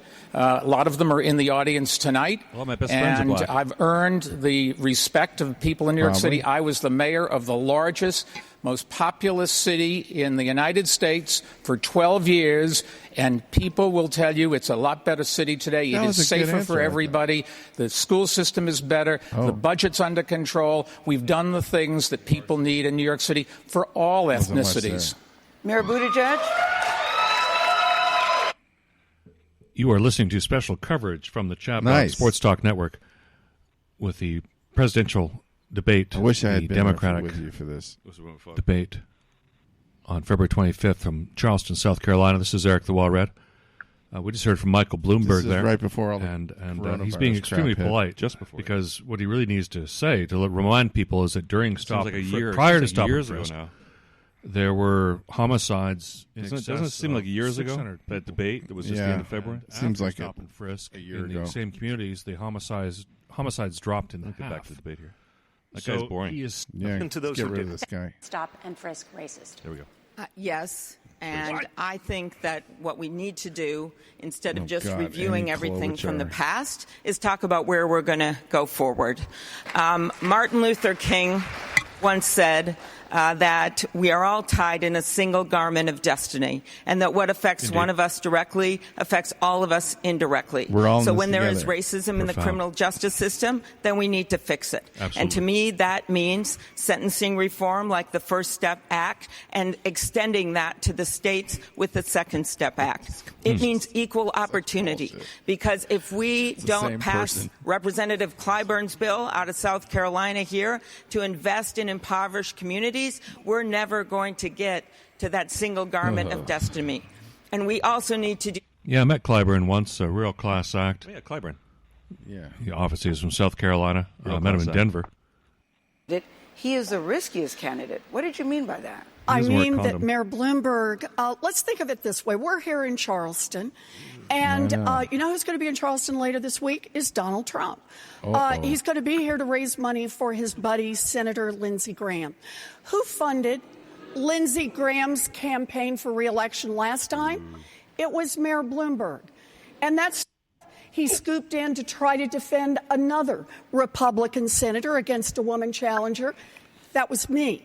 It didn't work, but he tried hard. It worked out well for you. That's why she hates him. Because he was supporting... Shut that cunt's mouth or I'll come over there and fuck star her head. How much money What is that? Mayor Bloomberg has? The core of the Democratic Party will never trust him. He has not earned their trust. I will. And the fact that he cannot earn the trust of the core of the Democratic Party means he is the riskiest candidate standing on this stage. All right, Senator. Fuck you, fuckball. Thank you. We have a number of issues to discuss tonight, but I want to give the mayor an opportunity to respond because she has raised concerns about women in your workplace. At the last debate, you said some of remember what they were, so I assume if it bothered them, I was wrong, and I apologize. I'm sorry for that. But what happened here is we went back 40 years, and we could only find 3 cases where women said they were uncomfortable. Nobody accused me of doing anything other than just making a comment or two. Insertion, you don't and shove what your the fingers senator up, did suggest pussy? was that we release these women from the non-disclosure agreement. So I did that 2 days later, and my company has said we will not use non-disclosure agreements ever again. The senator has got it. And I don't know what else she wants us to do. I'll be clear. We're following exactly what she asked to do. And the trouble is, with this senator, enough is never enough. Controversy once. I'm going to start focusing on some of these other things. We just cannot continue to relitigate this every time. We did what she asked, and thank you. We probably made the world better because and by my company renouncing using these, we probably changed, hopefully, the corporate landscape all across America. If you get nominated, we'll be relitigating this all year. Senator Warren, that is a very serious charge that you leveled at the mayor. Bitch slap. To get an abortion. What evidence do you have of that? Yeah, what evidence do you Her have? own words? And Mayor Bloomberg, could you respond really to this? Off on the weeds here, Warren. Never said it. Period. End of story. That's a good Categorically, never said it when it was accused. When I was accused of doing it. Fuck you, fuckball. What she was talking about. But right now, I'm sorry if she heard what she thought she heard or whatever happened. I didn't take any pleasure in that. And we've just got to go on. Yeah, Donald Trump was right. His daughter is a hot piece of ass. All people who have discriminated We are doing that, Senator. We want to get to the issue of electability and the ideological difference within the Democratic Party. Boy. Senator Sanders. Wow, this feels like watching Joe McCarthy getting torched. It's great. She's on fire. Major proposals, but not all of your details are clear. You've proposed more than $50 trillion in new spending. Whoa! You've said Medicare for all will cost $30 trillion. $30 trillion. But you can only explain how you'll pay for just about half of that. Mm-hmm. Can you do the math for the rest of us? How many hours do you have? 2. That's the problem. No, it's not the problem. All right, let's talk about Medicare. Tom Starr, quiet down. I'm sure you're familiar with a new study that just came out of Yale University. Yeah, of course. Published in Lancet magazine, one of the prestigious medical journals in the world. You know what it said? Lancet? Medicare for all will lower Very prestigious. healthcare costs in this country by $450 billion a year and save 68,000 lives of people who otherwise would have died. What we need to do is to do what every other major country on earth does, guarantee health care to all people, not have thousands of separate insurance plans which are costing us some $500 billion a year to administer. Our plan, we have laid out options all over the place. One of the options is a 7.5% payroll tax on employers, which will save them I was hoping we could substantial get sums to of the Amy money. Klobuchar In clip where she analyzing talks for like 3 straight every minutes. study out there. For the Democratic Party. We are looking at a party that has decided that we're either going to support someone who's a democratic socialist or somebody who has a long history of being a system that took over time.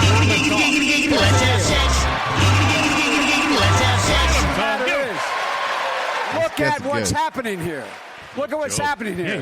We have to win the Senate back. And by the way, I went into all of those races that got 41 new Democrats. The majority of them are supporting me for president. These numbers are so off. I have to allow. Yes, Mr. Mayor. This is where he said 168 million people have been killed. In a prison company thinking they do a better job, and I investigated and I sold it. Okay. You knew when you bought it they'd done that. I get that question. And in fact, since then, I've worked to end the use of private prisons in my home state, and we've ended it. I started a bank to support black ownership of businesses, women ownership of businesses, and Latino owners of businesses, because this financial service industry is prejudiced. I have worked tirelessly on this, and you know I'm right. You wrote the crime bill. Where we come from, that's called Tommy Come Lately. There are other people here. Hundreds of thousands of young black and Latino men in prison. Let me say something. Thank you. There's something going on here. I have worked for racial justice completely, and that is an absolute unfair. All I know is if we spend the next 4 months tearing our party apart, we're going to watch Donald Trump spend the next 4 years tearing our country apart. So my argument here is that we need to get back to what's happening right now. We have a clear choice of who's going to lead this party. And I am the only one in the New Hampshire debate when asked if we had a problem with a socialist leading the ticket that raised my hand. I like Bernie. We came in together. I do not think that this is the best person to lead the ticket. And if you want to talk about getting things done and make a comparison, according to Vanderbilt University in Tennessee, last Congress, I was the most effective Democrat in the U.S. Senate on 15 metrics. Bernie and Elizabeth were in the bottom half. It matters. It matters if you can actually get things done. It is not just cunt's mouth while I come over there and fuck start her head. Things done, and especially with the African American community. Shut that cunt's mouth while I come over there and fuck start her head. And I think having someone that keeps their promises. Shut that cunt's mouth while I come over there and fuck start her head. Things done for this people matters, and that's why I asked for support. Mayor Bloomberg, please. Let's just go on the record. They talked about 40 Democrats. 21 of those were people that I spent $100 million to help elect. All of the new Democrats came in, put Nancy Pelosi in charge, and gave the Congress the ability to control this president. The debt is $20 trillion going up to 21. We just cannot afford some of the stuff people. Response and then thank you very much. All right. Well, Mayor Bloomberg has a solid colleges and universities. We had a love-hate relationship. that's King Salami. Oh, that's Newtown, good. Parkland, I don't know if Dylan wants Las to hear Vegas, that. we could go on and on. Vice President Biden, I want to start with you. Why should anyone have faith that you're the one who can get this done now? Because I'm the only one that ever got it done nationally. I beat the NRA twice. I got assault weapons banned. I got magazines that could not hold more than 10 rounds in them. I got them eliminated, except we had a thing called an election with hanging chads in Florida, and it was not reauthorized. In addition to that, I passed the Brady bill with waiting periods. I led that fight. But my friend to my right and others have, in fact, also given to the gun manufacturers absolute immunity. Imagine if I stood here and said we give immunity to drug companies, and I'm going to beat them. I'm the only one who's done it. Yes, that's why we've got to change what Washington dig in and talk about what really it's going to take to get something done. I've been in the Senate when I've seen gun safety legislation introduced, get a majority to be done for the American okay, but we're going to stay on this topic and allow Senators. senators. Mitch McConnell. Why did you vote repeatedly to give gun manufacturers a pass? Well, you know, Joe has voted for terrible trade agreements. No. Not to be. Lost a race for the one seat for Congress in Vermont. Weapon ban. I am the author of the bill to close the boyfriend loophole that says that domestic abusers can't go out and get an AK-47. That bill, the boyfriend loophole. You didn't write that Did bill. Amy say I wrote that bill. boyfriend Violence Against Women Act. Okay, That's how you did that. Out of the hands of people who abuse We'll her. have a fact check look No, at this. let's look at the fact check. The only thing that the boyfriend loophole was not covered. I couldn't get that covered. You, in fact, when you Zip it up. That's how you get it covered. Tried to get it covered, and Mitch Boyfriend McConnell is holding loophole. up on his desk right now, and we're going to lose the Violence Against Women Act across the board. Okay, so if I could finish. Joe, you know your stuff. I have the bill. Anyone can check it out to close the boyfriend loophole. Boyfriend also, to loophole. close the Charleston loophole is another bill that's out there. Universal background Speaking of checks. the But boyfriend let me say loophole, how you we win this. could play We've got to the win in the Beatles middle of the song. country. And while everyone talks about winning Talk rural about coming in through the bathroom window. Oh, I don't have that one even queued up. We're a mile away from there. Well, Dylan, that was Eric's creation there. I don't know if he's still on. Is Dylan? Oh yeah, Dylan's still there. That was fun. Crazy. Did you like any of that? I'm not gonna lie. I'm not really like a Republican or anything, but I'm definitely not a Democrat at this point. Mm-hmm. Yeah. Liberal, man. Mm-hmm. Can't handle that anymore. Oh, well, that's a natural reaction, I think. Isn't that funny? All these people, members of the Democratic Party, and the best they can do is give us a 70-something old white man. I mean, really. Look, Democratic Party. As opposed to what the Republicans are giving us? As opposed to what that's the best the Democrats can offer? Give me a break. No disrespect to Joe Biden, but give me a break. That's the best the Democrats can put in the freaking... I don't know what to say. The Democratic leadership just wants this. You know, they just want Joe Biden. They just wanted Hillary Clinton, and it didn't work out then either, did it? No, that was kind of mismanaged, but... Well, and Joe Biden's going to... Well, don't worry, Joe That Biden election, managed it, right? that was a close election. Remember that. She won a lot of popular votes. She just won them in the wrong places. Correct. So, thank goodness we have the system we have. I just think they're getting out manipulated here. The Republican, the re-election campaign? Outmaneuvered. Oh, not yet. It hasn't even begun yet, really. We're still in crisis mode. Yeah, Trump seems very organized. That his campaign is, in terms of contacting people. Well, I flip you over the notices I get because I got on the mail list. But they they contact me. Just you too. Okay. They just they decided just because I think at one point I was registered Republican and they think that I'm gonna because of that. Voted for Reagan. Ronnie Reagan. Actually, I don't want to talk about that because I didn't. Hey, we don't. You don't tell us. Yeah, no, it's all right. I mean, but I turned more conservative the older I got until about 2016. But, yeah, they keep track of this stuff. So if you have, it's like they can find you if you have any. Not if you go on a kibbutz. They won't find you on a kibbutz, will they? I guess not. I mean, you're getting more liberal by the day, so it's only inevitable you're going to be living there one day. Yeah. Well, Dylan, I agree with you. Elizabeth Warren annoys me and just to no end. Pocahontas. Well, I'm not really a government person. I'm not going to lie to you. I don't think that the Republicans are going to do any better than the Democrats. I really think it's a giant shit show. Mm-hmm. But if you were to ask me how I felt about the Democrats post this COVID-19 thing versus prior, I would have told you that at least the Democrats are the party of social change, and that's something.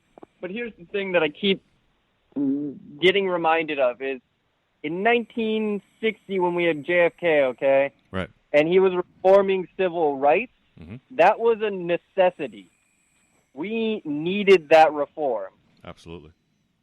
We do not need any of the reform that the Democrats are trying to shove down our throat now. We don't need LGBT reform. We don't need any of that shit. We don't need nothing. Gun reform, nothing. Literally, these laws will not save us.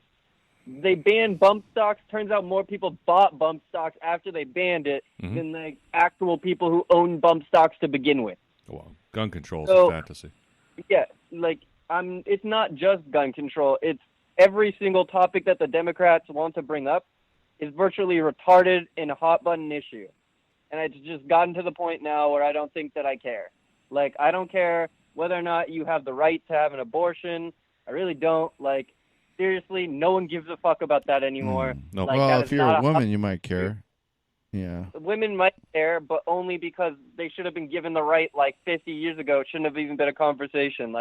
I'm sorry, but it's why the fuck does the party of social justice need to always be this thing that's a right or wrong thing? You're either in the party of social justice trying to do good, or if you don't feel like you need to jump on that train, you're immediately anti-positive person, an anti-positive change person. Immediately, you don't want to just sit here and have people be told, it's going to be okay, it's all right, let's make quarantine rooms for colleges after fucking Trump wins so that people can just sit there and cry. Mm-hmm. Like, if you don't think that that's like totally fully unacceptable, I don't know what to say. Like, I can't see myself continuing to accept this as the way it is.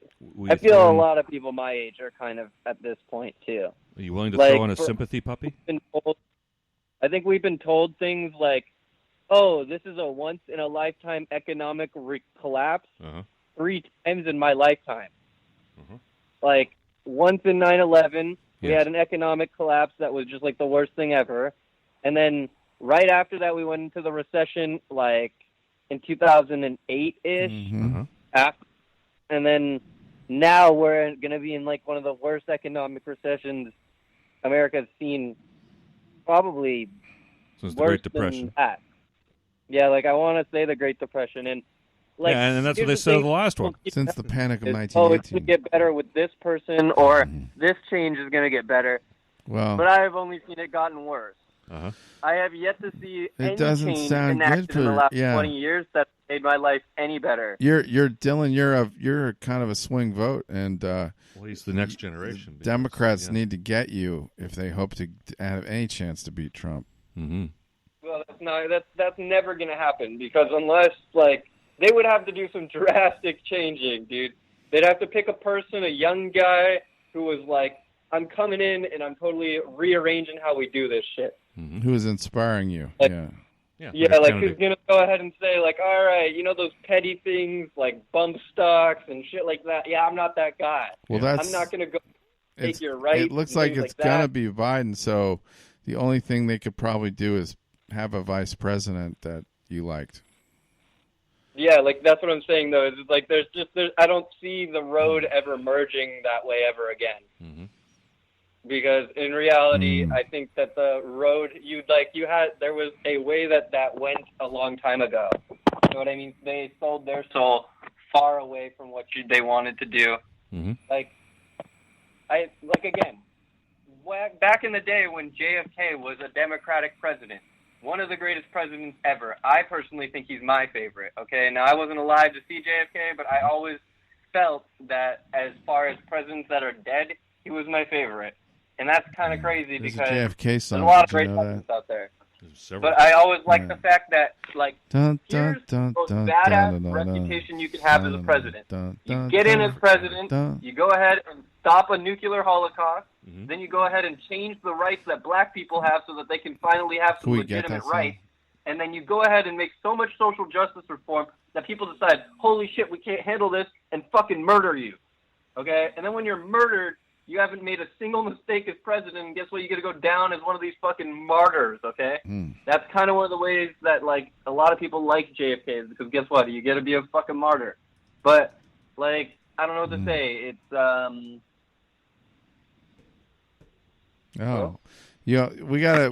John Kennedy had a song. Here, play the election song for him. I'm not sure if this is it, but we'll see if this is it.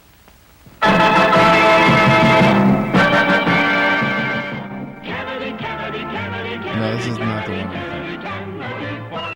Won't try something new. Kennedy. That's a Kennedy song, though, but I know the one you're talking about. Maybe it's that one. Campaign jingle. Yeah, this must be it. No, it's not the one that I remember. Yeah. What's the one you remember? How does it go? Jack.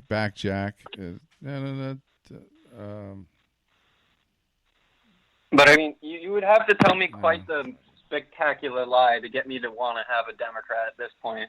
Well, with the choices we have. I mean, I'm not against Democrats, but against the choices we have is like, come on. That's the best you can do? Well, really? I mean, I really don't think I'll ever go back to the idea of we need social change over we need economic reform.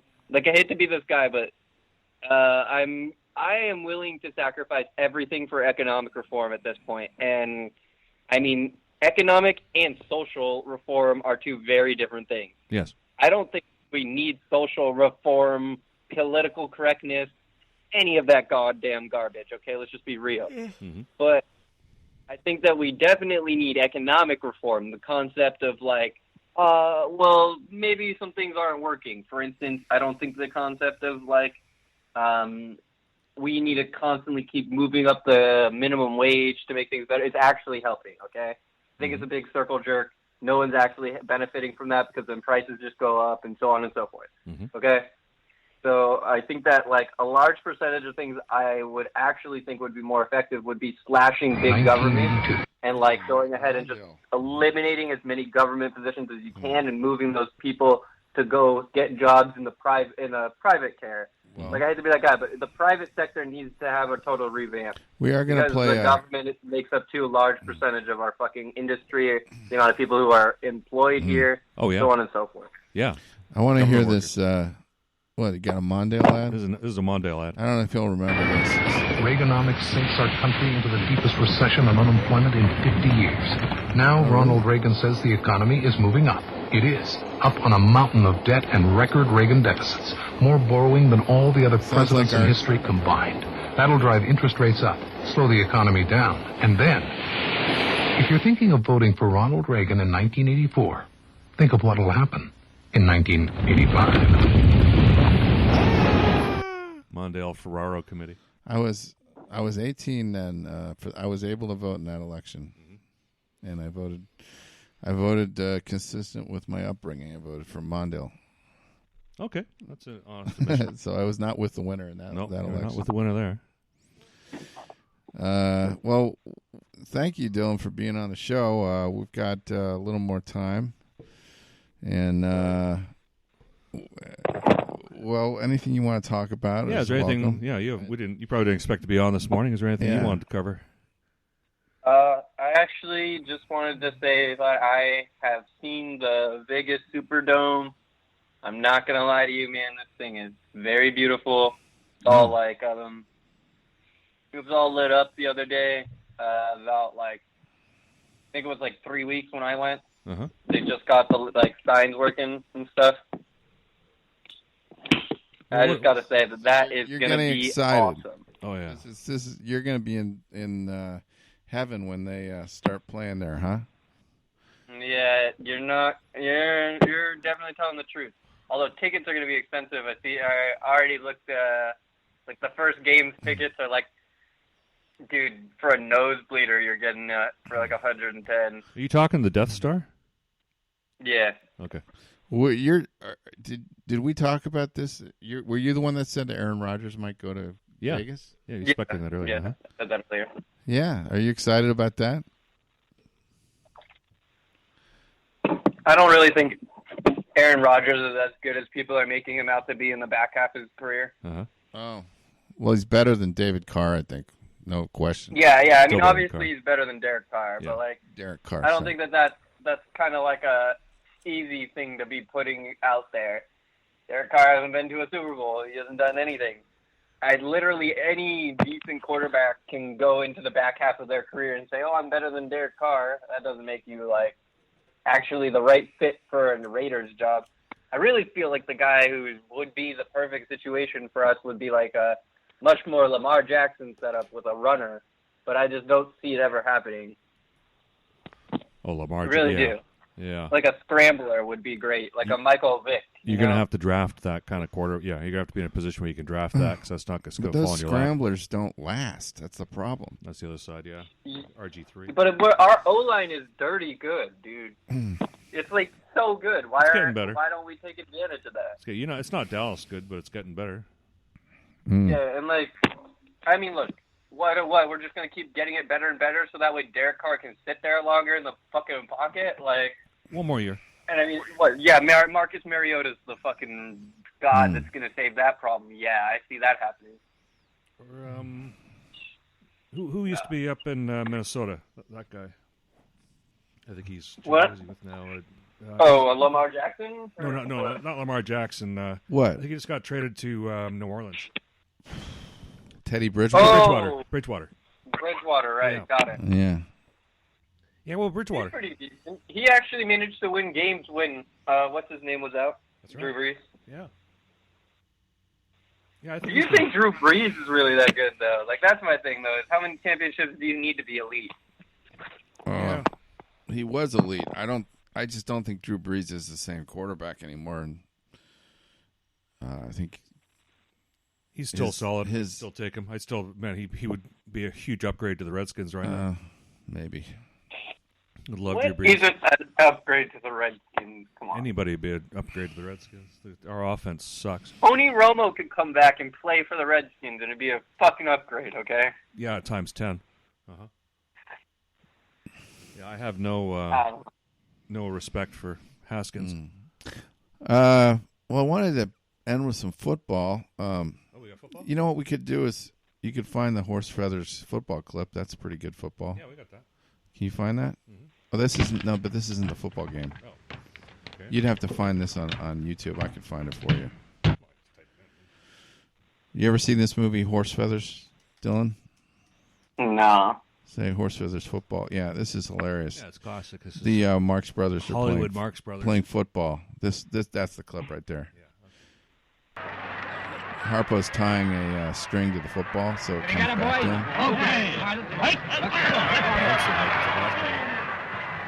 I thought this was a great move. So they put the ball down, goes to the quarterback, and then because of the string, it goes back to Harpo. And then he throws it to the receiver. And the receiver throws it back to him because of the string. And then he goes in for the touchdown. It's the most unbelievable touchdown of all time. Go on, Pinky. Let your boy make a home run.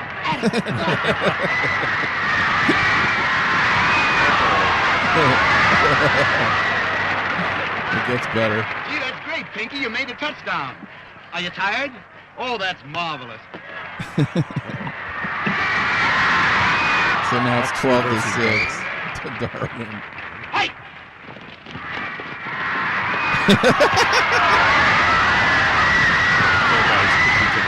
Four guys are kicking each other to kick the ball. Kickoff. Groucho gets the ball, pretends like he's got the ball, and runs into the stands. A bunch of guys chasing him. He's wearing a petticoat, so he can hide the ball in the petticoat. Where's that ball? And Harpo's eating a banana on the field. There it is. Come on, get He's off sitting that on the ball. ball. Some kind of crazy. Oh, he's sitting on the ball like he was nesting it. He never says a word like he's a retard or something. Well, he doesn't talk. He doesn't talk. Signal. Una do a tray a bendy. This time we'll go left-endy. Hey! Harpo just lit a cigar. He's got a banana and he's throwing banana peels. He's throwing dropping banana peels. And all the defenders are slipping.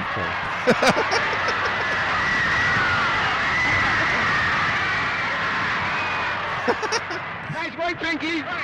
then he gets his own guy to drop it. He trips his own guy. Signal. Hi, diddle, diddle, a cat in the fiddle. This time I think we go through the middle. He runs around the ring. Watch this. He's a dog catcher. So when he sees the dog, he starts chasing the dog. I don't know where he got the net. And then they go into the trash truck. Yeah, it's a Roman chariot. The trash chariot.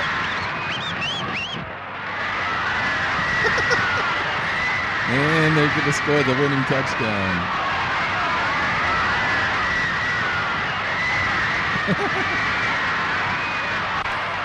Three touchdowns. 4 touchdowns.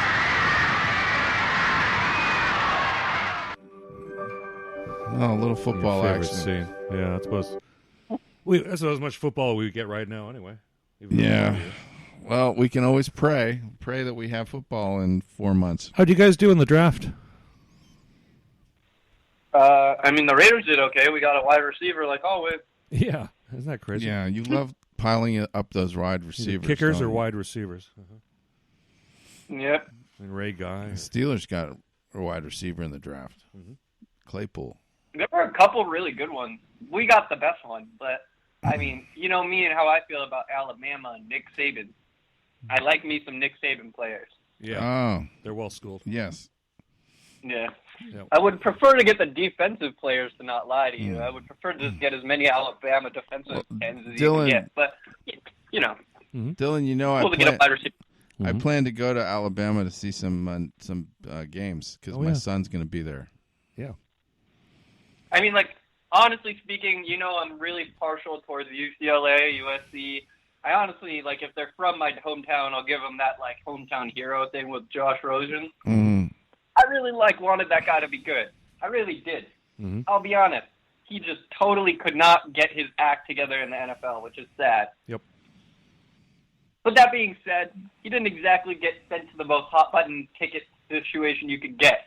He went to the fucking Cardinals, God help his soul, then went to the Dolphins, God help his soul. Yeah, he's got bad coaching. Well, no, I mean, look, come on, man. I'm just going to be real for a second.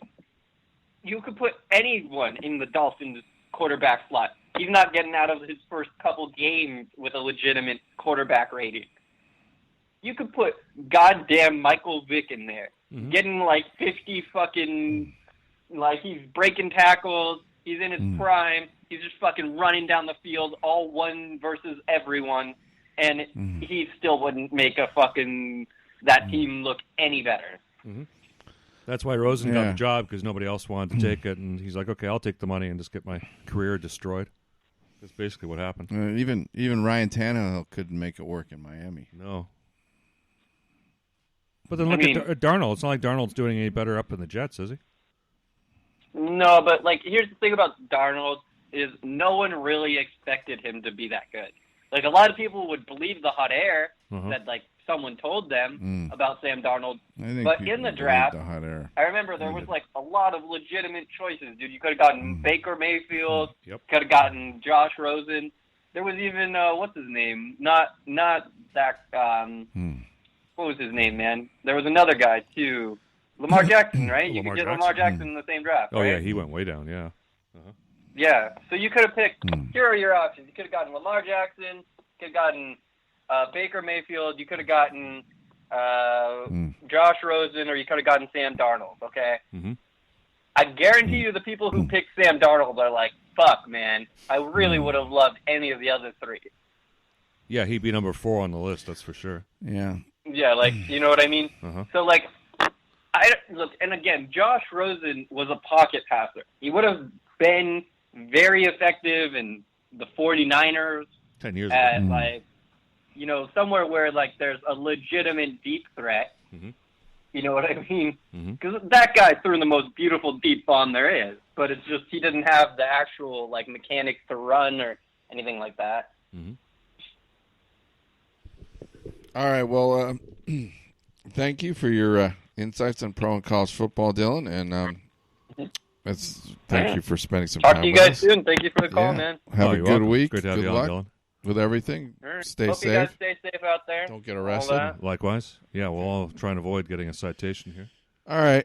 We're going to close off Chab Dog Sports Talk for this week, and thank you, Eric, for another great show. Very welcome, Chab Dog. Thank you for joining me in the studio. We got to finish off with a song. So, what would you like to do?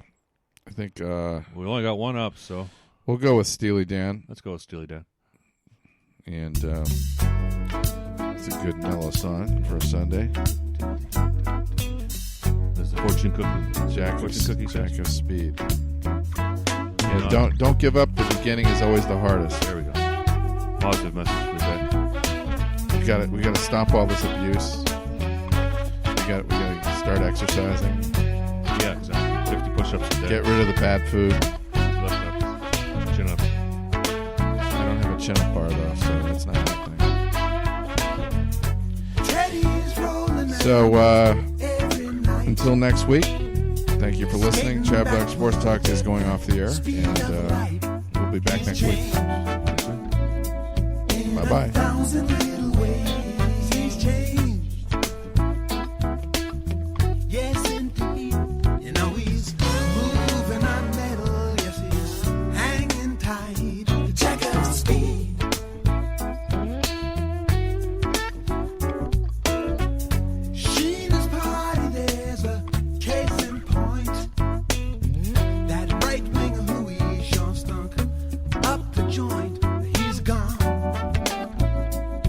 Walks through the old